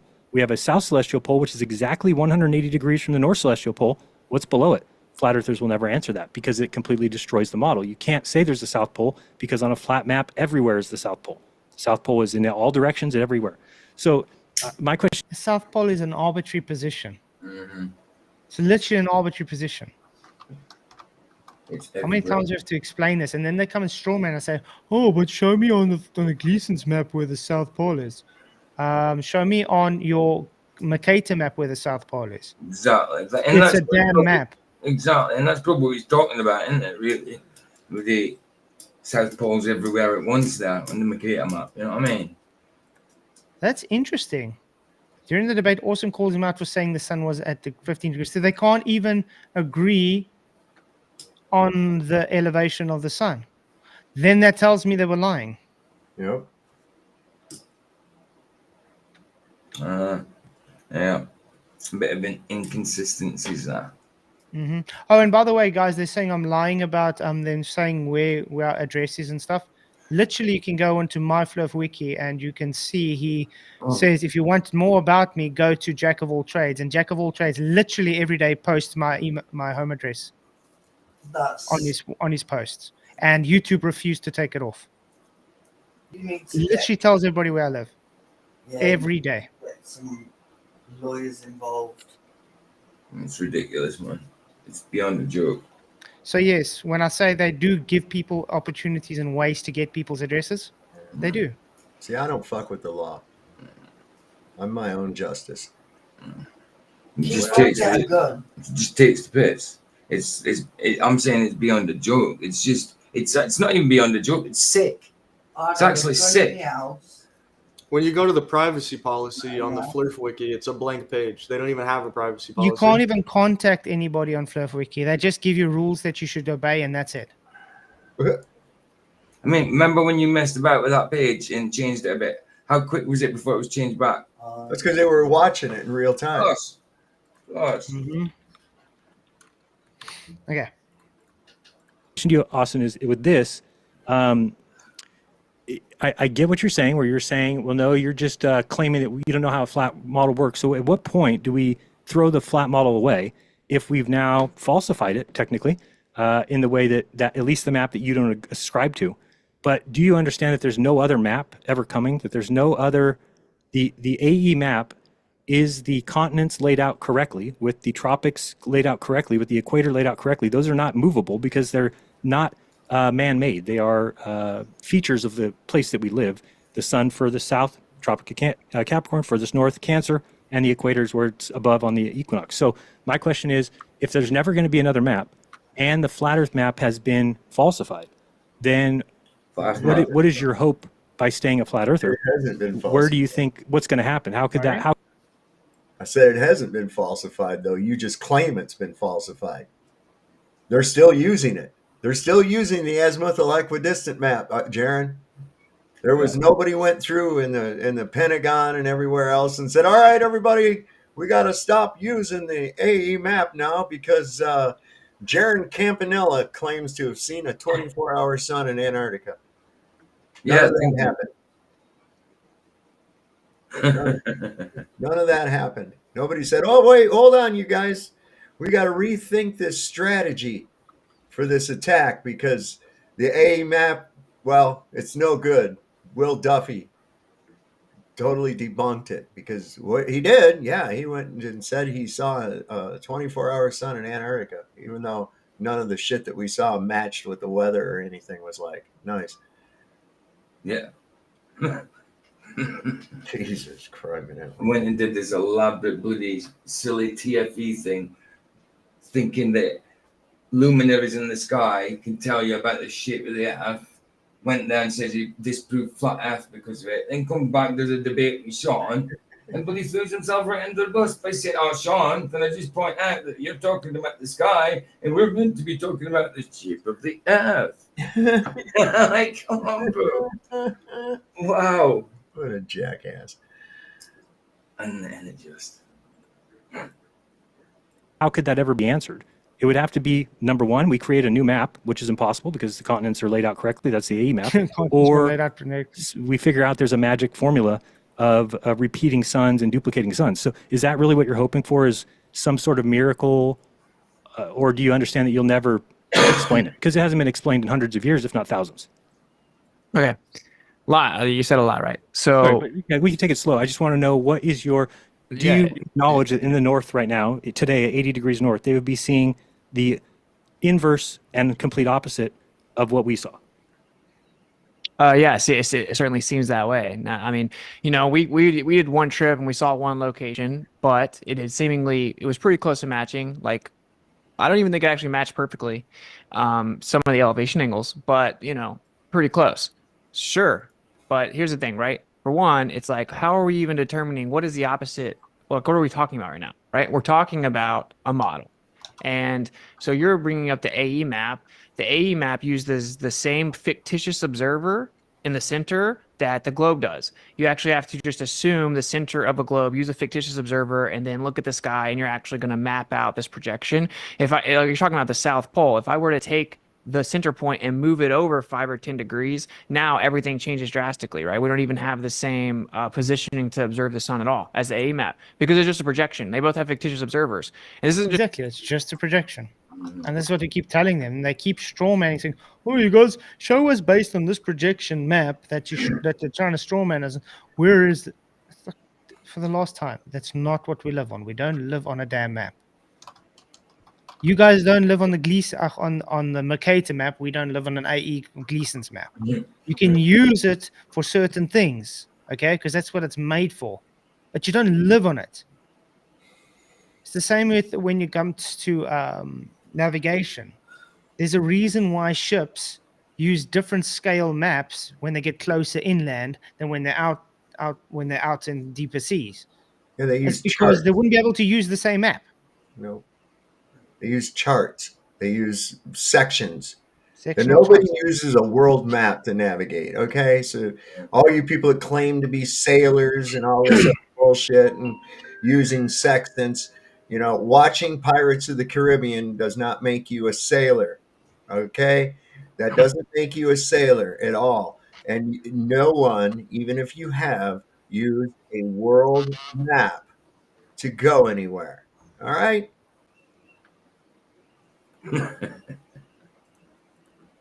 Just some like way to get out of it is very important. It's very important to understand that these are just maps and projections and models that use fictitious observers and assumptions for convenience sake. We then did this over the course of time, and now we have like generally what we observe matches our map or our model. And you keep saying you keep bringing up the AE map as if like I'm supposed to answer for that, and then you say, well, were you expecting to have some other? For one, if you wanted to play the projection game, you can move stuff around and get a bipolar. If you take that away from the south and move it in, you get like a bipolar projection. And you would say, well, then how would this work on the bipolar? And you're going to try to critique it. Well, they're all just projections. I don't reify it. Yeah. You saying something? Okay. Treat any of those as if they're real. I know that they're not. They're just projections, and they all have issues, and you make consistent refractive corrections. And this is very important because this kind of got lost with the first one. We're talking about the refractive conditions required for, let's say, celestial navigation, for CELNAV. You have to use planar corrections, actual empirical measurements, then correct to even try to get the refraction. And you don't just use like Snell's law. We use planar measurements, then correct, and we can't even actually use this. So one degree per 69 miles, which is such a slam dunk for the globe. It's the complete opposite. That doesn't actually happen in reality. And then to try to make the corrections for refraction, we don't use like typical refraction. We then actually have to account for planar geometry to even do it, right? So, and then that kind of spills right over to, well, then we definitely can't have a situation where when we look at the star and we see the position of it in relation to a mountaintop, we take a planar geometry measurement to that. As soon as the stars are occulted by the mountain, we're like, okay, because this is what it's all about. You're talking about this proves there's a globe because the sun's right here, right? And it's based on the position on the globe. It's the same thing. Celestial observation. I see the star go behind the mountain. It gets occulted. I immediately take time, right? And then if I go into Solarium, you brought that up. Well, that's just like a globe. Why are you using that? That's the whole point. We're using the globe to see what the actual prediction should be, right? To falsify it. And it uses the same fictitious central observer again. But like when we're on top of that mountaintop, we look at the time, it matches the perfect planar geometry measurement. Meaning if I'm on a flat earth and I stand right here, I look at a mountain, the star gets occulted by the mountain, and I take an angle to the top of that mountain. If I go stay on top of that mountain and take another measurement to that star, it'll actually make a straight line all the way down from star to mountain to observer, right? It'll come down and basically complete part of a triangle. If it was over a curved earth, you wouldn't get the same angle. You know why? Because it means you would be over the curve from the last observer. So you would have to look up to see that same angle. You don't. Globe debunked. Very easy. Luca, you shouldn't bet any more money, man. Oh, dude, he's not betting, is he? Is he really He's trying to bet me. He's trying to say Jack of all trades doesn't put my address on. I literally got it on screen now, but I don't need to show it though. These people want you to jump through hoops to prove to them some dumb shit. And it's like, go away. Yeah, really, Luca. Luca, I'm sorry. You're a troll. You even look like a troll, man. You're acting like a child, Luca. You're a 25-year-old kid. Well, this is the reason why Luca was banned in the first place, because of this kind of shenanigans. So it seems like he's going back to his old ways. He wants to get not welcomed here anymore. Yeah. Keep giving him too many chances, man. You get to be a victim that way. There's just so much I can take from him literally talking bullshit about me. Mm-hmm. This Luca thing's been going on nearly 2 years. Yeah, it is now. Yeah. So yeah. Anyway, if you don't believe me, go to Jack of all trades and look on his posts. I don't need to dox myself, as you could say, right here. So And touching on that real fast, like with your address, it's like, do they have your permission to do that? Absolutely not.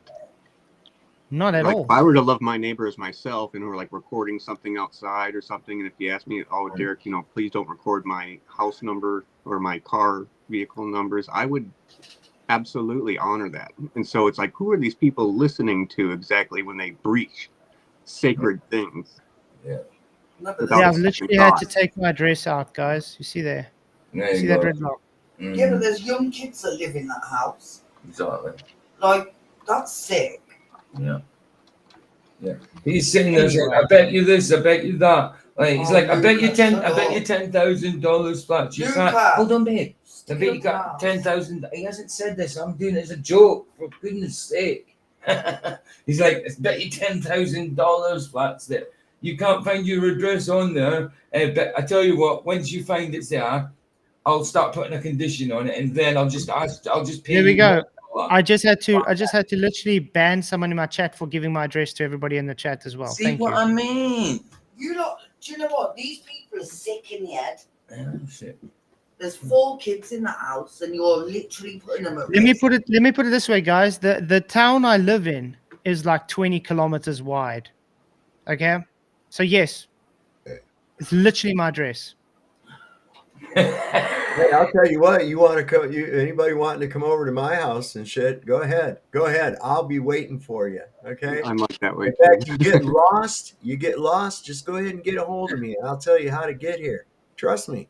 I'll bring you right here to my house. I'll invite you in, really nice and comfortable. You just go on ahead. I'll be the most hospitable person you ever met. Just come on in. And it's like anybody Oh, yeah. who is like, you know, giving energy to that person who's like trying to dox others, it's like that's a bad root that leads to bad fruit. Like, don't even lay a hold of that nonsense. Do you know what? Their mom should have swallowed. Babe, that's disgusting. True, like, I mean, I've had other people that came over before from friendlies, you know, Lowry and Nicole, they came by here during their travels. Mojo's been here. Mike from THC's been here. Go ahead, man. I'm not hiding from anybody. You got to just remember, Quite you sad. play stupid games, you win stupid prizes. I had someone come on Messenger, come on Facebook and do the same, and he was sent from, not sent, I don't know, but he was one of FTF's lot going on about, yeah, he's come to my door, so I gave him my address, come to my door. Oh, I said live, come to my door, it's there, and he said he come. was getting You haven't come yet. watch your He says, I back. don't live Bye, far. Luca. Well, Bye, come Luca. in. He's been warned. Luca's gone. There we go. Okay. What did he do? bye, Luca. No, he's saying I'm lying. He doesn't agree. He's calling. So bye, Luca. Oh, By the way, you owe me $1,000, which Yeah, we all heard it too. We got it Yeah. on record that you. His mom definitely should have swallowed. mm. wow.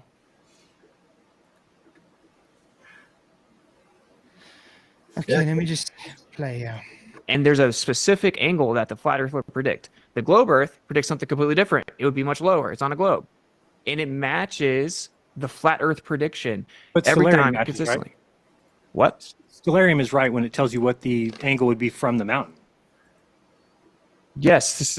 The thing is that we're talking about the input. The one measurement you're making is the actual observer. The observer is making that measurement. What's the time that the star is occulted by that mountain? And then we're going to compare that. It makes a perfectly straight line where it wouldn't on a globe.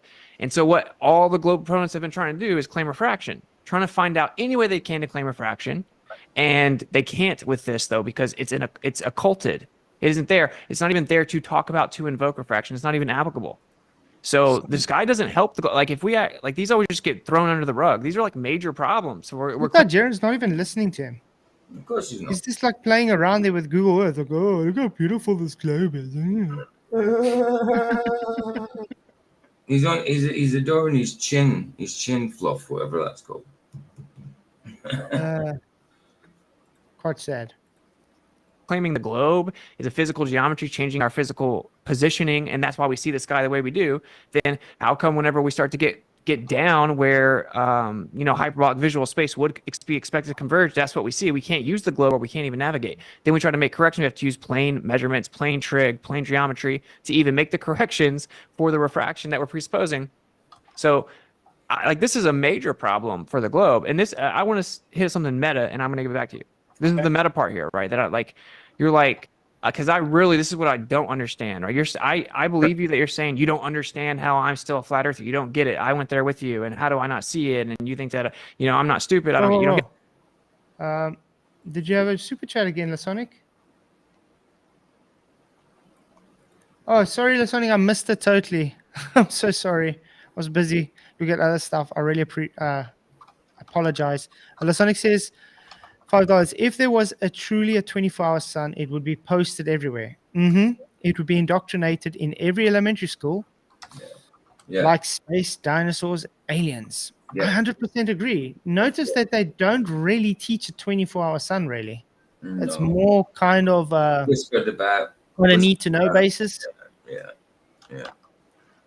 But I thank you for the super chat. Really appreciate it. I agree. And I still don't see where they really presented a 24-hour sun as they claim. No, they didn't. But like I said, even if we do accept it, it would just show a local sun, not a 93 million mile away sun. So it doesn't really matter what they do. It still backfires them badly. It's local. It's just the thing we're trying to call out is their dishonesty in this whole thing. I mean, when are we going to get this mockumentary one day? I know. I thought it was April. I want to see all these so-called experiments that they did. Yeah, all this that they were able to do in 2 days, of which the time of having to disembark, unpack, and pack, and re-embark on their flight in a 2-day period, with 2 days totally unaccounted for. Okay, so you did all these experiments in that short period of time. Oh, okay. Yep. But that's the weird thing, though. I mean, even if you go to McToon's channel and you look, he's got like his own, what's in where he's alone. It's like, that sort of looks like it wasn't even at the same time when everybody was there. It's almost like when he was alone there. And I still do believe that Duffy and McToon went earlier. And they did what they did. I don't know. It just doesn't seem very kosher to me. I think they all went eventually, but in the beginning, I don't think it was. I think it was just McToon and Duffy. I mean, why would McToon try and do another 24-hour time lapse all on his own while the rest of them are bike riding or whatever at the camp? But then again, that was the time that Whitsitt was trying to defend his Whitsitt nonsense, getting Benjamin Owen to try and cover for him. When the smoke was come out of his neck? Yeah.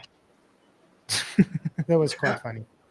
Hey, I got some cold Arctic breath right here in my pocket, I think. And I really agree with Porter on that. Where it's like Austin would have spared himself a lot of trouble if he had just been clean. But that's what I said. If you just be honest about it, it's a different story. There we go. What's up now? It's a lot of. wait! I got you bigger. That's better. There's some breath. What's up now? Oh.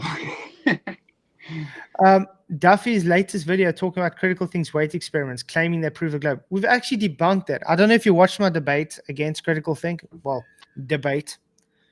The guy literally couldn't even do any controls. There's no experiment there. It's invalid. I mean, when they asked him, okay, well, why didn't you have any controls? He just says, why must I? I got the results I wanted. That's me. That my mate Harvey is taking that from 16. It's just 16 stories up, and tell me that's 93 million miles away. PJ, that's 93 million miles away.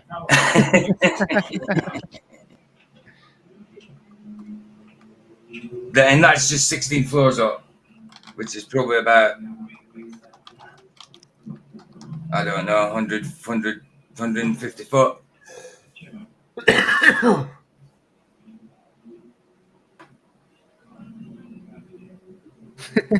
That's so true. Look at this comment. Duffy's videos of green screen setup gave me forced filmed by terrorist under duress vibes. He's actually watching that good, huh? Oh, beautiful. But that's him falling backwards. That's him falling Why back. is it setting bottom up? I don't know. Maybe because the trees are in front of it. He's on a 16 story. The hill. No, but the guy's like, why is it setting bottom up? I don't know. Maybe because it's going away. Oh wow. The trees are closer, and that little hill is closer. Wow. Yes, I think Sean did a good job moderating. Yeah. Wow. Yeah. Okay. So that So was guys, how they falling backwards. I just got to quickly move my daughter. Give me 2 seconds, guys.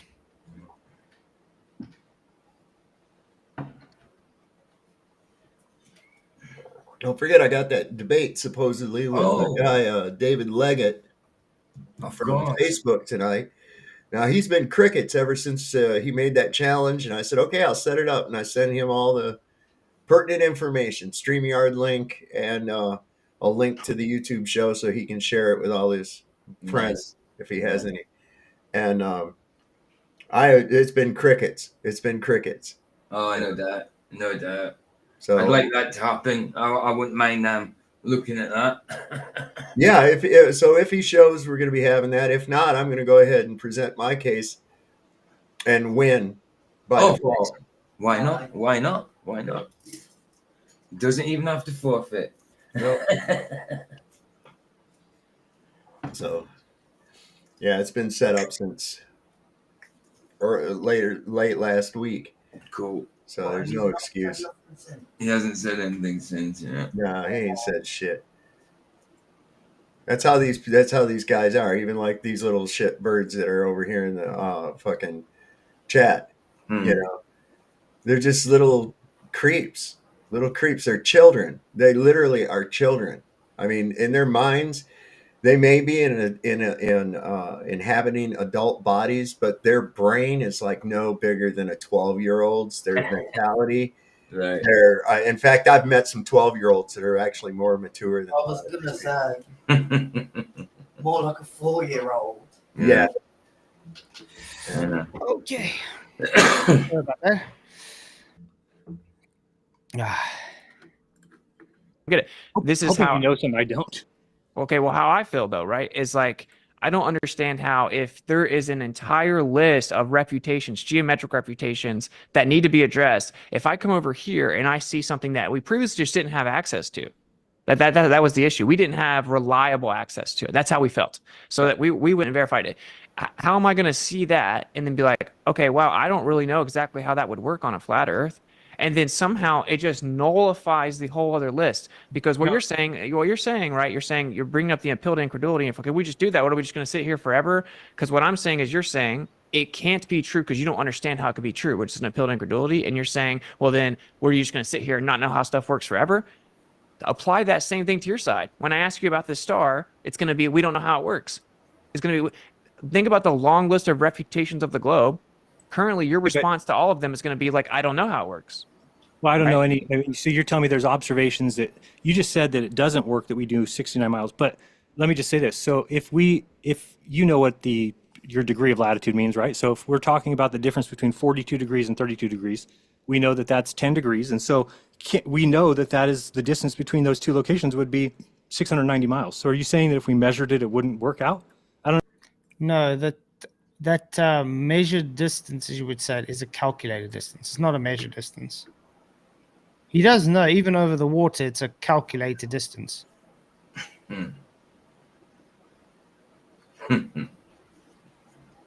So, Jeran, can you please go measure 100 nautical miles for me, please? Go ahead. Let's see how well you're going to do. Yeah. Yeah. understand how you can say it doesn't work, yet it's how the world is meant.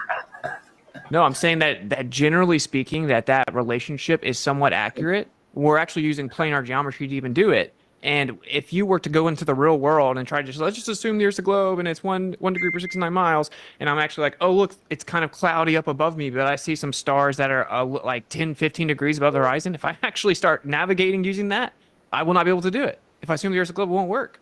And that's a major problem because Man, I think you're this taking side away would from- predict that. My That's how they prediction sailed- would that's be how they that. sailed boats. That's how they sailed boats. That's how they found the South Pole. That's how they found the North Pole. Everything that they've done is through the stars, and you're just throwing it away. Yes, through the stars on a flat Earth. You do know the first celestial navigators were the Phoenicians. They were flat Earthers, Jeran. Literally, the people that came up with celestial navigation were flat Earthers. Why? Because they sail around a flat Earth. Not hard to understand.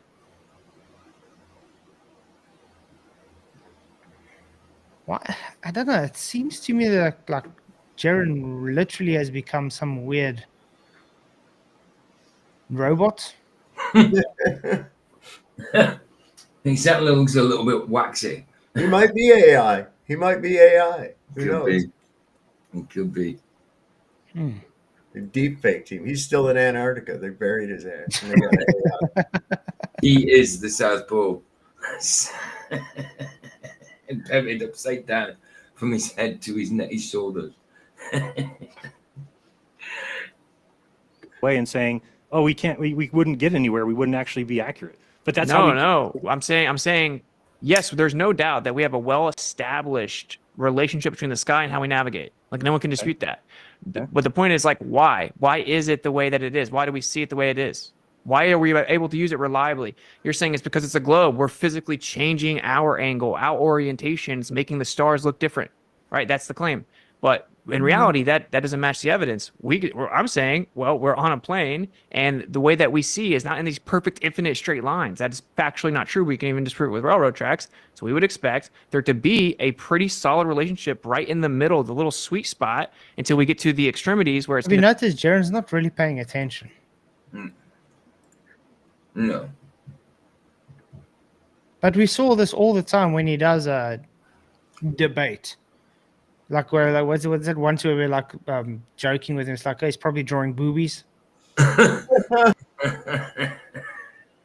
because that's all he does. He never really concentrates, quote unquote. It's always some kind of weird, doing whatever, not listening to what's being said. Because Whitsitt has been repeating himself constantly now, trying to explain to him what he's saying, and Jared just goes back to the default, acting like he hasn't heard what he said. So could it just be that he just doesn't pay attention, or could it just be he's just a moron? Could be both. have been converge and become logarithmic. That's literally what we see with curved visual space is what we see. I just we measured. mapped it out. We mapped it out is what I'm saying. It's reliable because we mapped it out. There's no doubt that's how we see the sky. The debate is about why do we see the sky that way? Yeah, I get you. Because I just measured from 20 degrees to 30 degrees, and it's exactly 687 miles, which is. You didn't measure anything. You're not measuring on Google. Damn. He's calling that a measurement, guys. Yeah, I said that. I said that in my mind. Yeah, I know. He put a line on Google Earth and says he's measuring. Yeah, I know. He's not calculating or anything like that. He's measuring. Physically measuring. Yeah. It's the same thing they do with maps. Mm-hmm. So, oh look, I measured it. You retard!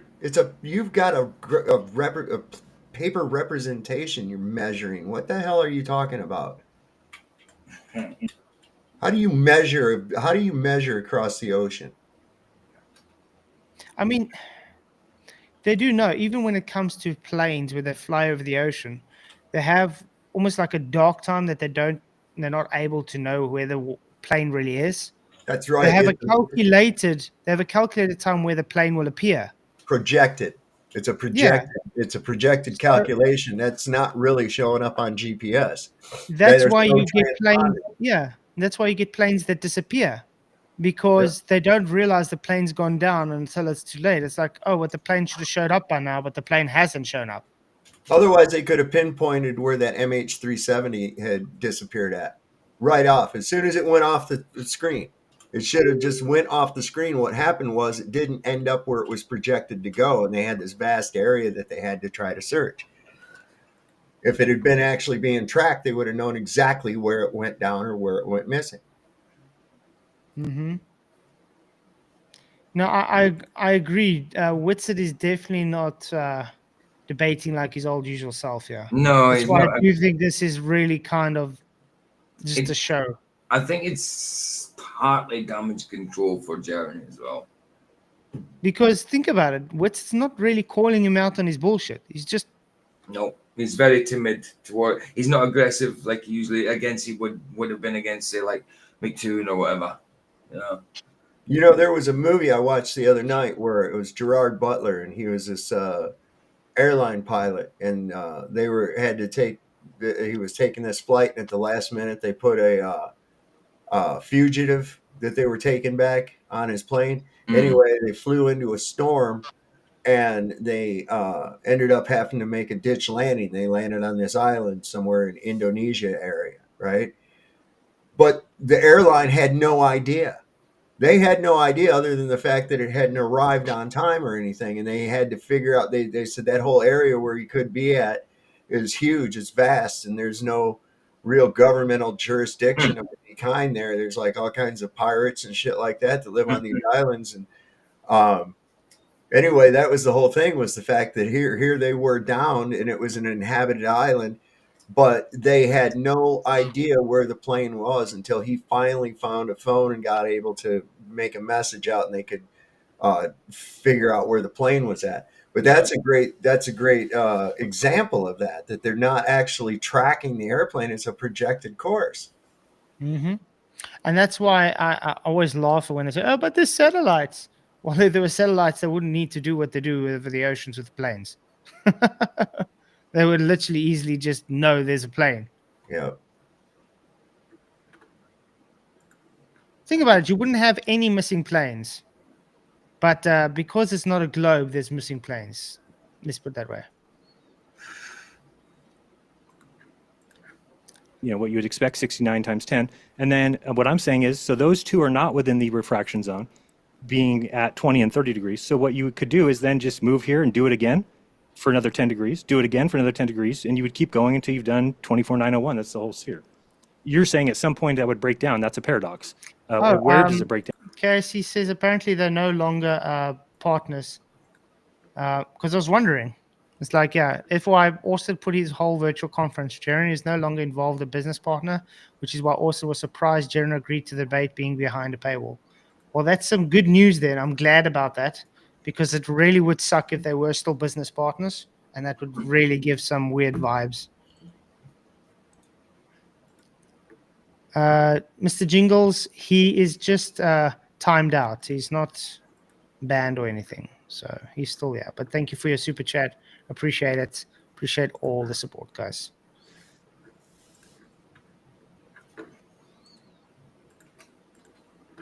Down. Where does it fall apart? Where does the Earth stop conforming to being a sphere? Because it does everywhere else. Just like so the next thing I wanted to get into, and that's just Well, wait up though. Like, I want to bring up a flat Earth evidence. Okay.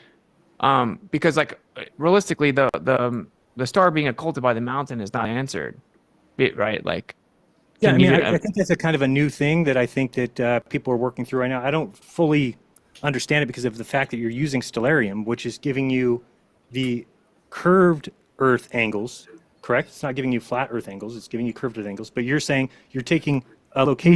No. Stellarium is just like Google. All the measurements are done from a flat Earth. Okay? Just because they visually make it curved doesn't make it a real curved Earth. Just like you have a GoPro, you can make, where you put it and you change it so it looks like you're like in this little sphere. That's practically all Stellarium and Google do. That's why you have the stars underneath your feet in Stellarium. It's because they've taken the map and they've just wrapped it around a ball. It doesn't make it a ball, Jeran. those measurements are still based on elevation angles based on a flat Earth. They must remember all these distances and everything's done. Cartography is literally done locally, okay? And remember, he said locally always has to take flat, correct? Yeah. So by his own admission, even the cartographers measured flat. I just wish Jeran would have called him out. I mean, Whitsitt would have called Jeran out on all this. But now they're concentrating on actually really idiotic things like, oh, the stars, 69 miles nautical miles away. So what? It doesn't make it a globe. From where Stellarium is not even talking about. You're further back than that, right? Stellarium is just telling you where the mountain top to the star is. Is that correct? Yeah. And then Yes. you're drawing your location back here and saying, oh, now if we draw an angle to that mountain top. Right, so you're kind of adding something that Stellarium is not accounting for. Well, that's the whole point. Is like the one measurement you're taking is you're standing there, you're looking at the star, you're looking at the mountain. Once the star is occulted by the mountain, boom, write the time down. Okay. So why wouldn't refraction come into play? I don't understand what you mean by that. Because okay, well now the star's occulted. We're accounting for the position of the star once we're not even seeing it. It's occulted. So how are we going to say the position of the star is because it's being refracted? It's not. It's about an I mean, could it be occulted. somewhere? So when we see the sun set, they say that it's actually still above the horizon, right? It's gone, but it's still there, or whatever. It's always somewhere about a half a degree off of where we think. So that would be the same with stars, meaning that if you're counting when a star gets occulted by a mountain, it would make a difference as to where it's refracted to. Is it refracted above the mountain, below the mountain? Is it? Usually it's above the mountain because a mountain usually would be about above 15 degrees, correct? Well, it depends how close you are to the mountain. But in some thumbstuck, I would say usual observations usually show the mountain to be a bit below 15 degrees or sometimes depends on the distance again. So, but it's still not going to change the fact about the argument Whitsitt's bringing up. It makes a straight line. The fact that you get the same angle measurement on top of the mountain and below the mountain shows the Earth isn't curving away. Because if it was, you wouldn't get the same angular measurement. You would literally have to look higher up while you're on the mountain because you'd be curving away. I would think that would matter, but it doesn't matter in your case because you're not actually taking any information from the location that you're at. You're just measuring. Stellarium is not taking that into account at all, correct? Am I correct in that? Stellarium doesn't know. Did he just say you don't have to take it because you're just measuring? So if he's measuring, then that's flat. Stellarium is just not making anything to account. So let me just do that again. Sorry. It's got to make sure that's what he said. Is it refracted above the mountain, below the mountain? Is it? I would think that would matter, but it doesn't matter in your case because you're not actually taking any information from the location that you're at. You're just measuring. Yeah, you're not taking any data from the location. You're just measuring. Exactly. The fact that he's just measuring and getting the results means it's flat, Jeran. You just debunked yourself. Because why would you get the same measurement? He didn't think that one through, did he?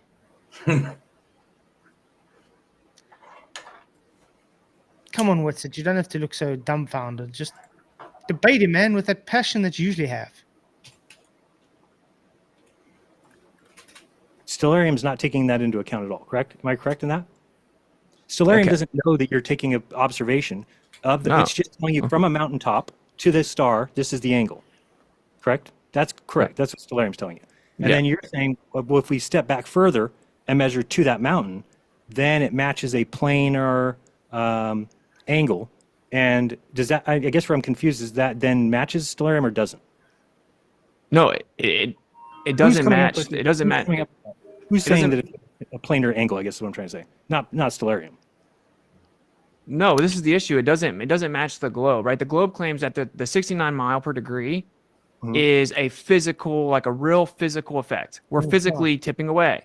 It's not an optical effect. It's not an apparent effect. It's a physical effect. We're physically moving, right? Sure. So, okay, well, the star gets occulted by the mountain, and then if the fact that we can connect that observation with a perfect straight line, right, shows that it isn't there isn't a physical effect of 69 miles per degree because of globe geometry. But Austin, Macaque refraction. That's what they're going to say. Remember, they're going to say that straight line is actually curving. That's what they're going to tell you. Right. It can't be. And the flat Earth prediction is exactly what it's supposed to be, but the globe is significantly different. The default, everyone just always says refraction to everything, so that's all that they say. And you said it's kind of a new thing. Well, it's been months, right? And the globe is just keep on trying to find different ways to say somehow it is refraction, but it's not actually optical. Yeah, I mean, I don't know. I mean, it was funny at me to the beginning because this is when I was answering everybody about we don't look at lights in the sky to figure out the shape of the Earth, and then 2 weeks later, this celestial theodolite comes out, which is looking at lights in the sky to figure out the shape of the ground. So I just kind of dismissed it on its face, and I guess What it does was he took, they take the observation or measurement of with the theodolite, looking at the star. It's using the ground to do this, Jeran. It's not using the sky. It's just using the reference of the star's location. So the elevation angle is just the reference of the star. The ground is what's being measured here, because if he's here and he takes that angle measurement, he's able to move closer on top of the mountain and take exactly the same line measurement. Guess what is being measured? The ground, Jeran. It's not the sky being measured. Where you want to come and say, I see a sun in the sky. I believe it can only happen on a globe, so therefore flat Earth is non-existent. Literally, while I ignore water always seeks level when is flat when seeks level. Everything needs containment. I don't observe movement. I don't observe gravity, but yet you're a globe now. Ignore all the 99 evidences against the globe for one idiotic false dichotomy that doesn't even dictate whether it's a globe or a flat Earth, and then want to claim, okay, it's a globe now. Literally stupid. I find it ironic because it's exactly the same what Ranty did. Ranty was always like the guy for perspective, and the irony is he went and said, oh, look, I see Blackpool Tower, and I don't believe in perspective anymore, so therefore it's not a flat Earth, it's globe. This guy always used to fight, the sky doesn't determine the ground. What is he arguing for? Oh, the sky determines the ground now.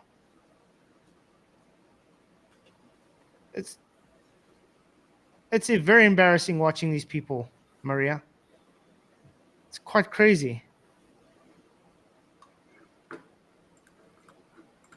look into it a little bit more. But I guess I still want to go back to what you said because it still doesn't make sense to me. Why couldn't we just measure in 10-degree segments on the Earth to stay away from this? Oh, you can. But what?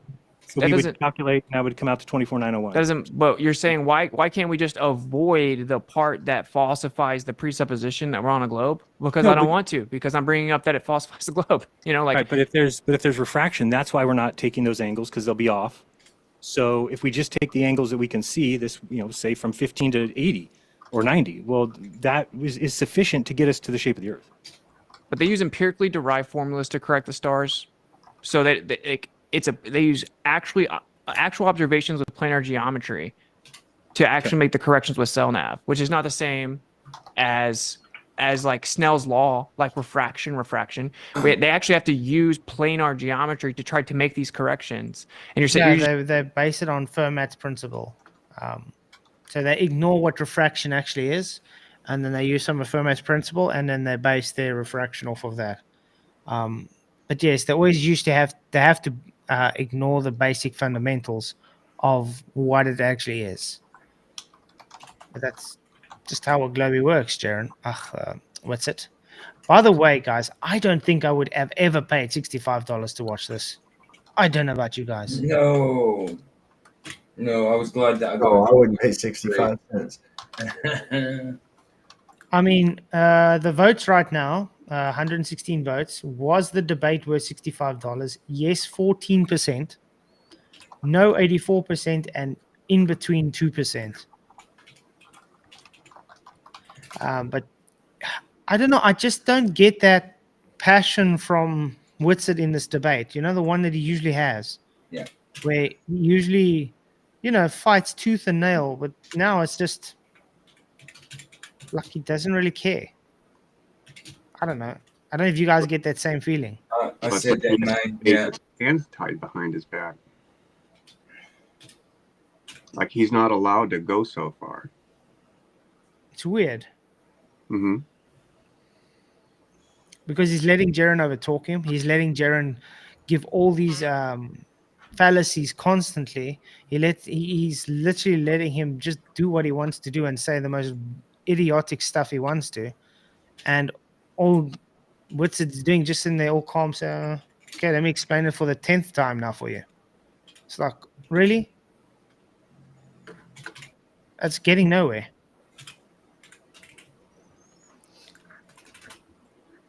Just, Let me I ask will this say it is question, somewhat gentlemen. baffling 1 that minute, gentlemen. you're able to just default to No, I'm not able to fraction default. so comfortably now. No, it's not that it's so comfortable. It's that they have an explanation that has been measured and does show to be the case. I've seen examples of refraction myself. But here's what I want to go back to. If people understand that the latitude that you're at is your angle to Polaris, there is no getting around that. If you measure your angle to Polaris tonight from wherever you're at, it will be your latitude. Yes, which requires a flat Earth. Exactly, Jeran. It's an elevation angle. That's literally what he opened with. So if we know then that somebody at 45 is going to see Polaris at 45 degrees and that somebody at 35 is going to see it at 35 degrees, then we just need to measure the distance between a person at 35 and 45, and guess what you'll get? 690 miles every single time, because the Earth is a sphere and it works. No, because it's flat. Literally, the math is based on flat Earth. As in a linear fashion like that, or I don't know what you would call that, in a very equal action like that, every 69 miles, 1 degree. And that's how we have the whole Earth is mapped. Now, I want to ask... It's calculated. It's a calculative presupposition based on the actual astronomical latitude. how is it a presupposition if it's the measurement of miles? And It's not a gentlemen, measurement. that is You time. measure one. Okay. But I'm saying if we- John. I just think if we measured... That's the time of like open. Calculated. That's the Yeah. open cross exam time. Yeah. That's really 30 short. minutes. 30 minutes has been completed. Not measured. Schedule number 2. I guess schedule number 2 we'll have some other stuff. Calculated. Because I had some other things I wanted to show people, but I do think, Austin, one thing that, and maybe I'll find something specific for you. Wesley, an elevation angle requires the Earth to be flat because it's not a tangent. Stop listening to McToon. He was telling you rubbish. I mean, literally, McToon taught Jeran you can get a tangent or elevation angle off of a pen. Yes, that's right. But I think that you need to watch my show. I get it. I do too many live streams. You don't want to watch it. I get it. But it's also the same thing that every other flat earther's done. So all I see is people running around saying, we don't understand what Jeran's doing. We don't understand. But I've literally done an entire series, an unplugged series of 12 episodes where I went through every single evidence and every single piece and explained it thoroughly. So if people don't understand my position, or why do I just accept refraction? Well, it's because once I saw that the South operates as the globe calls for. There we go again. Always just reiterating, going back to his, I saw the sun in the south. Okay. So what? So what if you saw the sun in the south? I live in the south. I see the sun in the south every day of my life. You could have just asked me. Yes, Jeran. The south is a real place. Maybe you didn't realize that.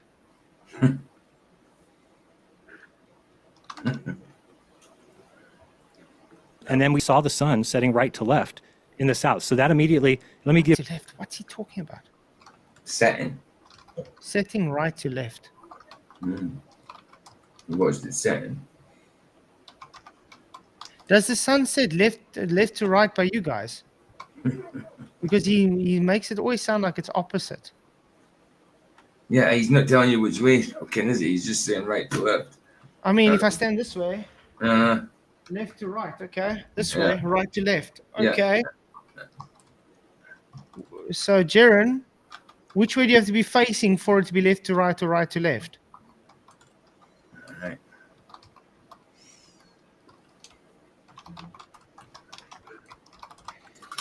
Give one example because I think it's my best proof that nobody's been able to, come up with an answer for.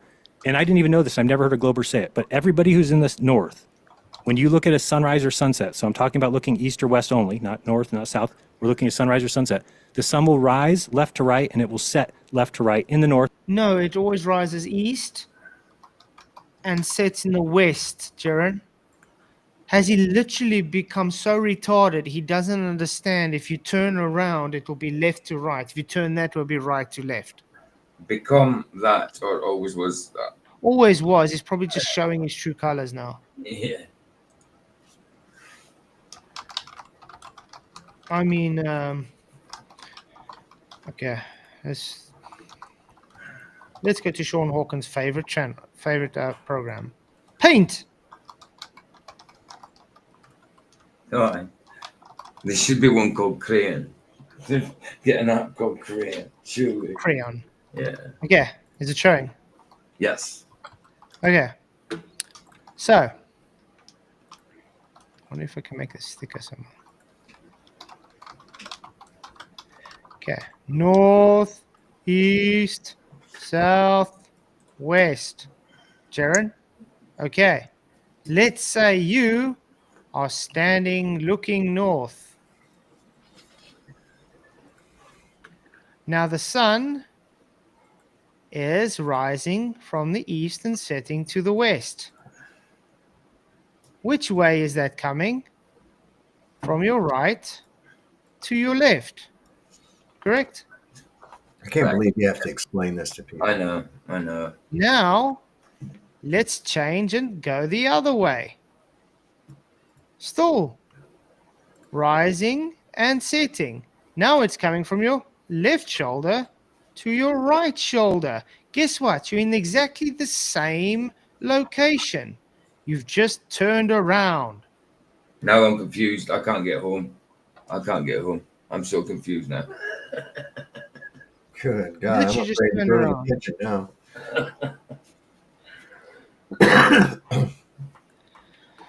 I don't know what's so hard to understand that. So when I keep hearing this idiotic argument, oh, it's left to right and it's right to left. Which direction were you facing when this happened, Jeran? I just say turn around. Yeah. Just turn around. Stupid. Right. God, no wonder this was so easy for him to lay on people. People are really dumb. They really are. For the most part, people are just retarded. I swear.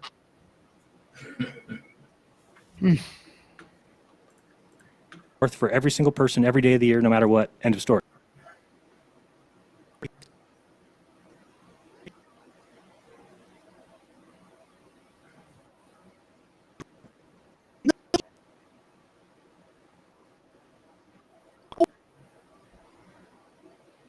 What's happening, man? Oh, I thought it was just me then. Yeah, I don't know. I thought it was just me. Flats is froze. Yeah, he's froze. Yeah, he cut out there for a second. Hopefully he'll come back. Uh-oh. Ooh. Something just happened with my system, too. Yeah, my internet was playing up earlier. Loads of crap's happening now. That was weird. Yeah, it looks like both of you are frozen now. Or, Yeah, Sov's frozen as so. well. Yeah. Sometimes Sov can just be really still though. But I think he is actually frozen. Yeah, Flats as well. He has. His internet's gone. But it looks Oh, like- he just fully disconnected, huh? Oh, wow. yeah, he might be back. So Gonna hop back in, I guess. this does happen now and again. We'll have to wait. If he can't come back in, he'll go on his phone and tell us on through the chat on YouTube, probably. Just get the chat hitting sharp in a minute. Oh, unsolved. Maybe. Wow. So maybe our turn next. Shut up for Kai's side. Pay your bills.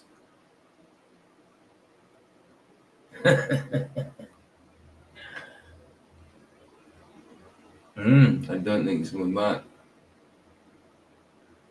And maybe a good time for my random thought, but it's like oh, with them seeing a 24-hour sun in Antarctica, like even assuming that actually happened, like why is it not really an option for them to discuss? Well, maybe it's based on the shape of the firmament. Right. You know, for all we know, the firmament could be shaped like something that's on the inside of a cathedral when you're looking up at all those arches and domes. We don't know. That's true. That's true. Mm-hmm. That's true. I think I'm waiting to see. I'm looking at chat to see if he says anything. I haven't got Element anymore, so he won't be able to tell me now. Who died? Is that Soggs, is it? Doing the memes.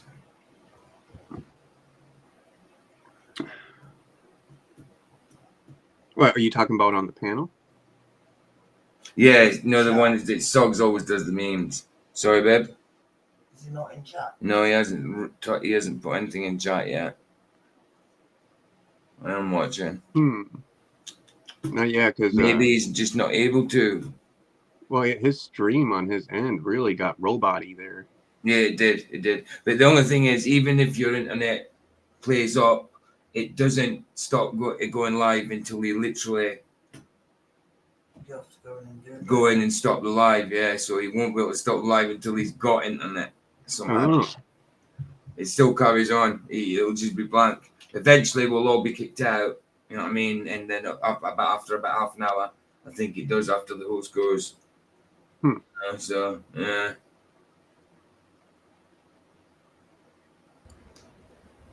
This seems like an attack, right, PJ? Like, what kind of attack? What are you talking about? You're being Eric Strasser. Eric's a flat earther. Hey, there he is. He could be. Oh, he's back. Like, There he it's is. just about a commentary. Like, I don't think my internet's coming back on. Oh, Yeah, there it is. Wonderful. But my internet went out a few times today. We had some weird stuff happening as well. Sov went out straight after you. His internet went for a bit. Straight after yours. Because I know they said there's something wrong with Don't mess with Jeran. This is what happens when you mess with Jeran, is that right? Okay, let's see if we can get past the crossfire. Then we're probably gonna have to do a part 3 tomorrow night.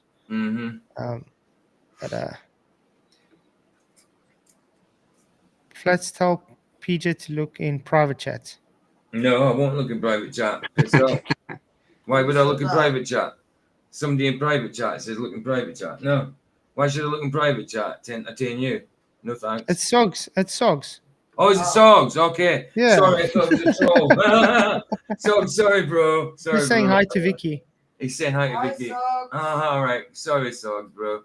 Oh yeah, let me send the new link to Sov quickly. Because I had to make a new link with all the damn trolls that's kept coming and spamming us constantly by sending us threats. Sorry about that, Sogs. I was thinking, no, because we already had a troll on the back of chat. I thought it was just a troll. Tell me, look. Sogs is cool, man. There we go. I emailed you, Sov. There we go. Okay, let's see if we can carry on. Sure. And every single sunset goes right to left. When we were in Punta Arenas, we saw the sunset severely right to left, way different than we've ever seen before. The sun's never done that to any of us in our lives because the south is the inverse of the north. Now, get this. This is the paradox of flat Earth. Can an item that's going in one direction be seen by two people looking in the same direction to be going in opposite directions? And I know it sounds convoluted, but if you have two people in the north and the south both looking west at the same sunset, we're talking about the same sunset, can they see it going in opposite directions if the Earth is flat? How would that be possible, right? So you'd have a sun going around, and you'd have people south and north looking west, the sun's setting, so it would always go to the right. On any flat Earth that there'll ever be, it'll go to the right. But we saw it going to the left. Now, here's the crazy thing. What? You've seen it? If I look to the west, the sun comes from behind me. Yeah. That's what I said. Just like you in the north, if you look to the west, the sun comes from behind you. The sun always rises in the east and sets in the west. It's literally like this guy's brain has melted or something. I don't know. It's now become smooth. Did you hear what he said, Sav? He said if you look at west in the north, it's going to look different to someone that's in the south looking west. Why? You look west, you look west. It doesn't matter where you are. Wow. Yeah, it looks different west. If I look west right now and I'm in my house, I see a wall. And if I go outside and I look west, I see a mountain range. You know, so yeah, depending on your location, I guess looking west would be different because you're in a different location, but you're still looking west. Oh my God. But I mean, remember, Jeran did put his compass upside down in Antarctica. Oh, I know. Little Yogi Bear campground. And then when we looked at all of the people giving their different souths in Antarctica, they all had different souths. It's weird.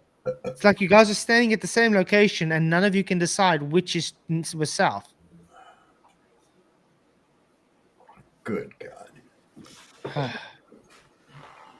Oh, and I want to point out, when you're in Antarctica at the 24-hour sunlight, how did they determine what north or south was? By using the stars, if there were no stars to see? Right. Oh yeah, we saw the celestial South Pole. How? You said it was daytime the whole time. How the hell are you seeing stars? Yeah, no, that's brilliant, man. God. Maybe that's when they cut the feed. Yeah, probably. Then deleted it. Do you know if somebody on the day that we saw the sunset right to left in Punta, if you were in the north, you saw the sun set left to right. So imagine that. We're in the south watching the sun go left. They're in the north watching the sun go right. That's a paradox on a flat earth. How could you have two people looking the same direction, have a sun going in two opposite directions? Well, the reason is there is a shape that would call for that to happen. There's a shape that says... Jeran, do you want me to submit that question to Austin? Austin, do you want to answer that question real quick before we move on to the next segment? Well, I'm ready to move on. I want to make like a meta point though that I feel like everyone wants to say, since you kind of got that off. Give me like a 30-second thing and then we'll move on or whatever.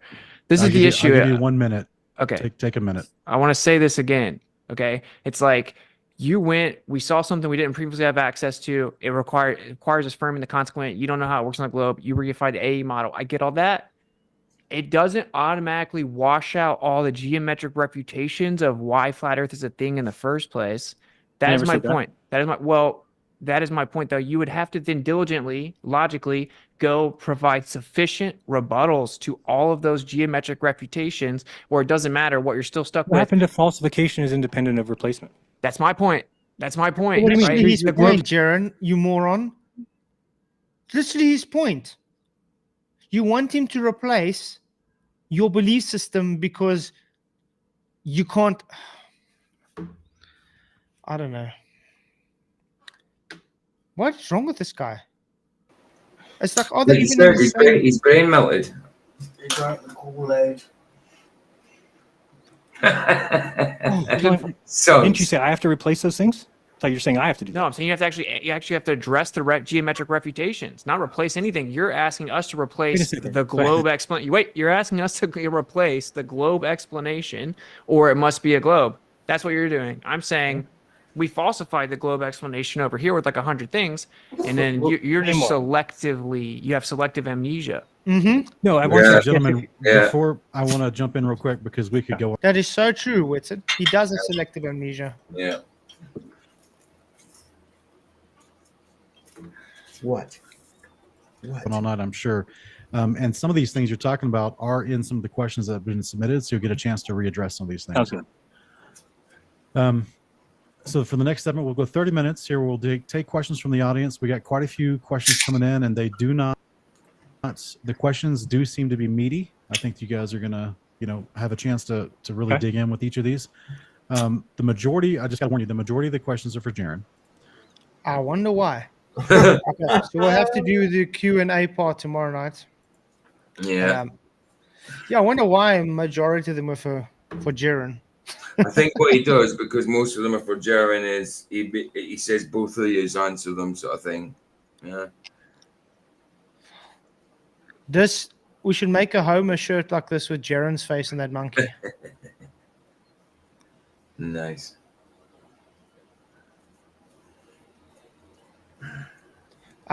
Order the deck go. Whereas you'll never understand what a circle of equal altitude is, just to let you know. No glober really gets what a circle of equal altitude is. You know why? Because they get idiots like Bob, the not science guy, putting a glass over a ball. What a moron. God, please. This shit's got to stop. It's like, it's so childish. Such a childish belief. I can't believe I ever fell for this shit, you know? And it's just like all the biggest flaws are right in the fundamentals. Right Yeah. in the fundamentals. Right. Look at this. I'm going back to the globe. I've seen the moon lander. There you go. That's all it takes. It's, don't show that to me. I don't want to go back to the globe. And speaking of childlike belief, I'm thinking of during your stream last night, Sav, where you were talking about like Charlie and the Chocolate Factory. Yeah. Oh man, when I was a little kid, like I thought Grandpa Joe was the greatest, you know. Oh man, like it's a miracle he got out of bed and he's finally walking around. Yeah, huh? Yeah, the dude was sitting there freeloading all that time. Yeah. Yeah, he was freeloading all that time. Charlie come home with that rich ticket, baby. He's up and about. Let's go. Oh, right. What are we waiting for? If I was that mother, I'd be going like, hold up. You can dance around. You can go get a job. You ain't going on a chocolate factory, man. You ain't going. You go get a job. Like, Grandpa Joe, you are a terrible person. I know. Like, while his family is in poverty and suffering, he'd rather sit and lay around all day every day. Oh, man. But in the first mention of a golden ticket or some riches, he hops out like a spring chicken. Oh, yeah. Like, let's go. I think Grandpa Joe is a small hat, man. Oh, I never thought of that until like last night. I'm like, huh. Well, yeah, it's, Something you you got don't see until hindsight. different perspectives of stuff. You know, it's like I think Rudolph the Red-Nosed Reindeer is a terrible story. I mean, here's this reindeer is born with a visible birth defect, right? And everybody else just teases him and mocks him and ridicules him. They want to hang around him because he's different, right? He's got a birth defect. Even Santa's not even intervening in this ostracization until they realize that they can exploit his handicap for their gain. Then they all want to be his friend and shit. What kind of a lesson is that? Oh. Okay, I'm just going to show this with you. This is called the circle of eta altitude, okay? So you see that circumference of the circle.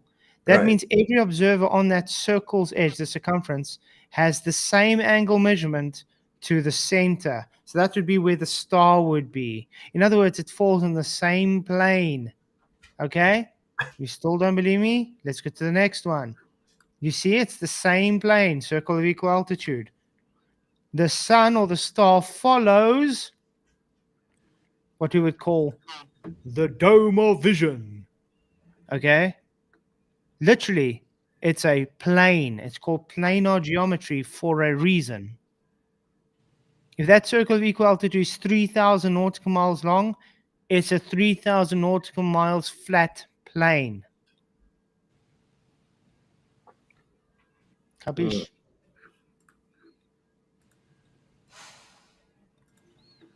You see, the problem with these people is they listen to McToon too much. They see him as this some weird authority, but the guy's the biggest moron under the sun. Yeah. If he tells you have to wipe your butt with your left hand, you'll probably do it. Yeah. I mean, look, if anybody that's got to go to all the trouble to make a Flurf wiki and all this other nonsense and all that, that's really quite telling. That's really quite telling that somebody would have to go through those extremes to try to stop the conversation. Because there's no logical rebuttal. No. He's been chewed up and spit out a million times every damn debate, and he still continues on. It's because that's his job, man. That's his job.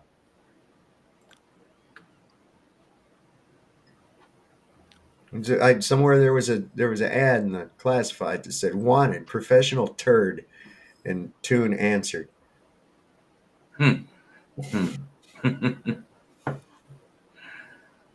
Aw.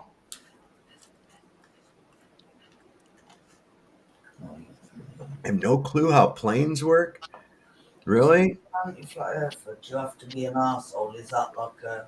Yeah, it's a prerequisite. To be an anti-flat earther, you have to be an asshole. It's a prerequisite. Anyway, you guys have any closing statements, remarks? No. Yeah. Oh. I'm gonna say just don't forget about my possible debate tonight. I'm starting to get a little doubtful on it because I haven't heard shit on this guy. I haven't heard nothing out of him since he mouthed off challenge. I said, okay, well, I'll set it up, and I set up the debate and everything, and I gave him the links and all, and I've advertised it in the groups, the one where he's a globe troll at, and others as well. So even if he doesn't, I'll just go ahead and present my case, a few points, and we'll do our show, man. We always have a good time.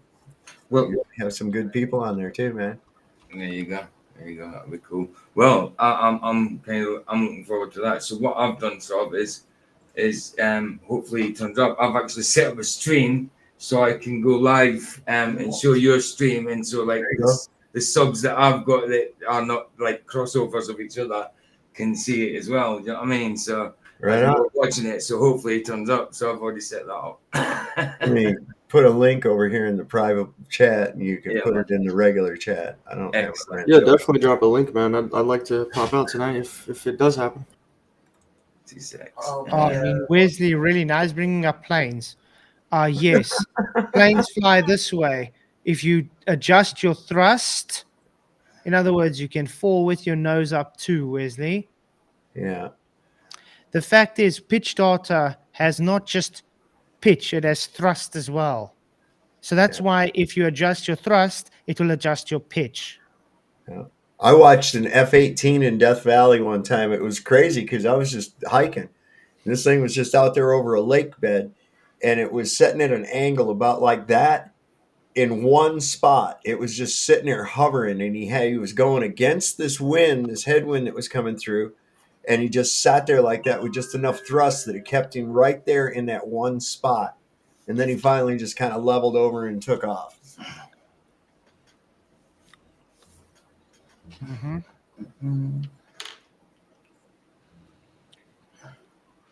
Yeah. Okay. So, guys, thank you for coming. Appreciate it. Make sure to catch PJ's stream just now. And then Shav's debate if he does show up. Fingers crossed. And then appreciate everybody coming. Appreciate all the super chats. And if you haven't already, please do hit the likes. It really, really does help. And then make sure to see us tomorrow, because tomorrow we'll go through the Q&As. Going to be interesting. Many, many blessings, and may the press with you. Cheers, guys. Cheers. Have a good one, man.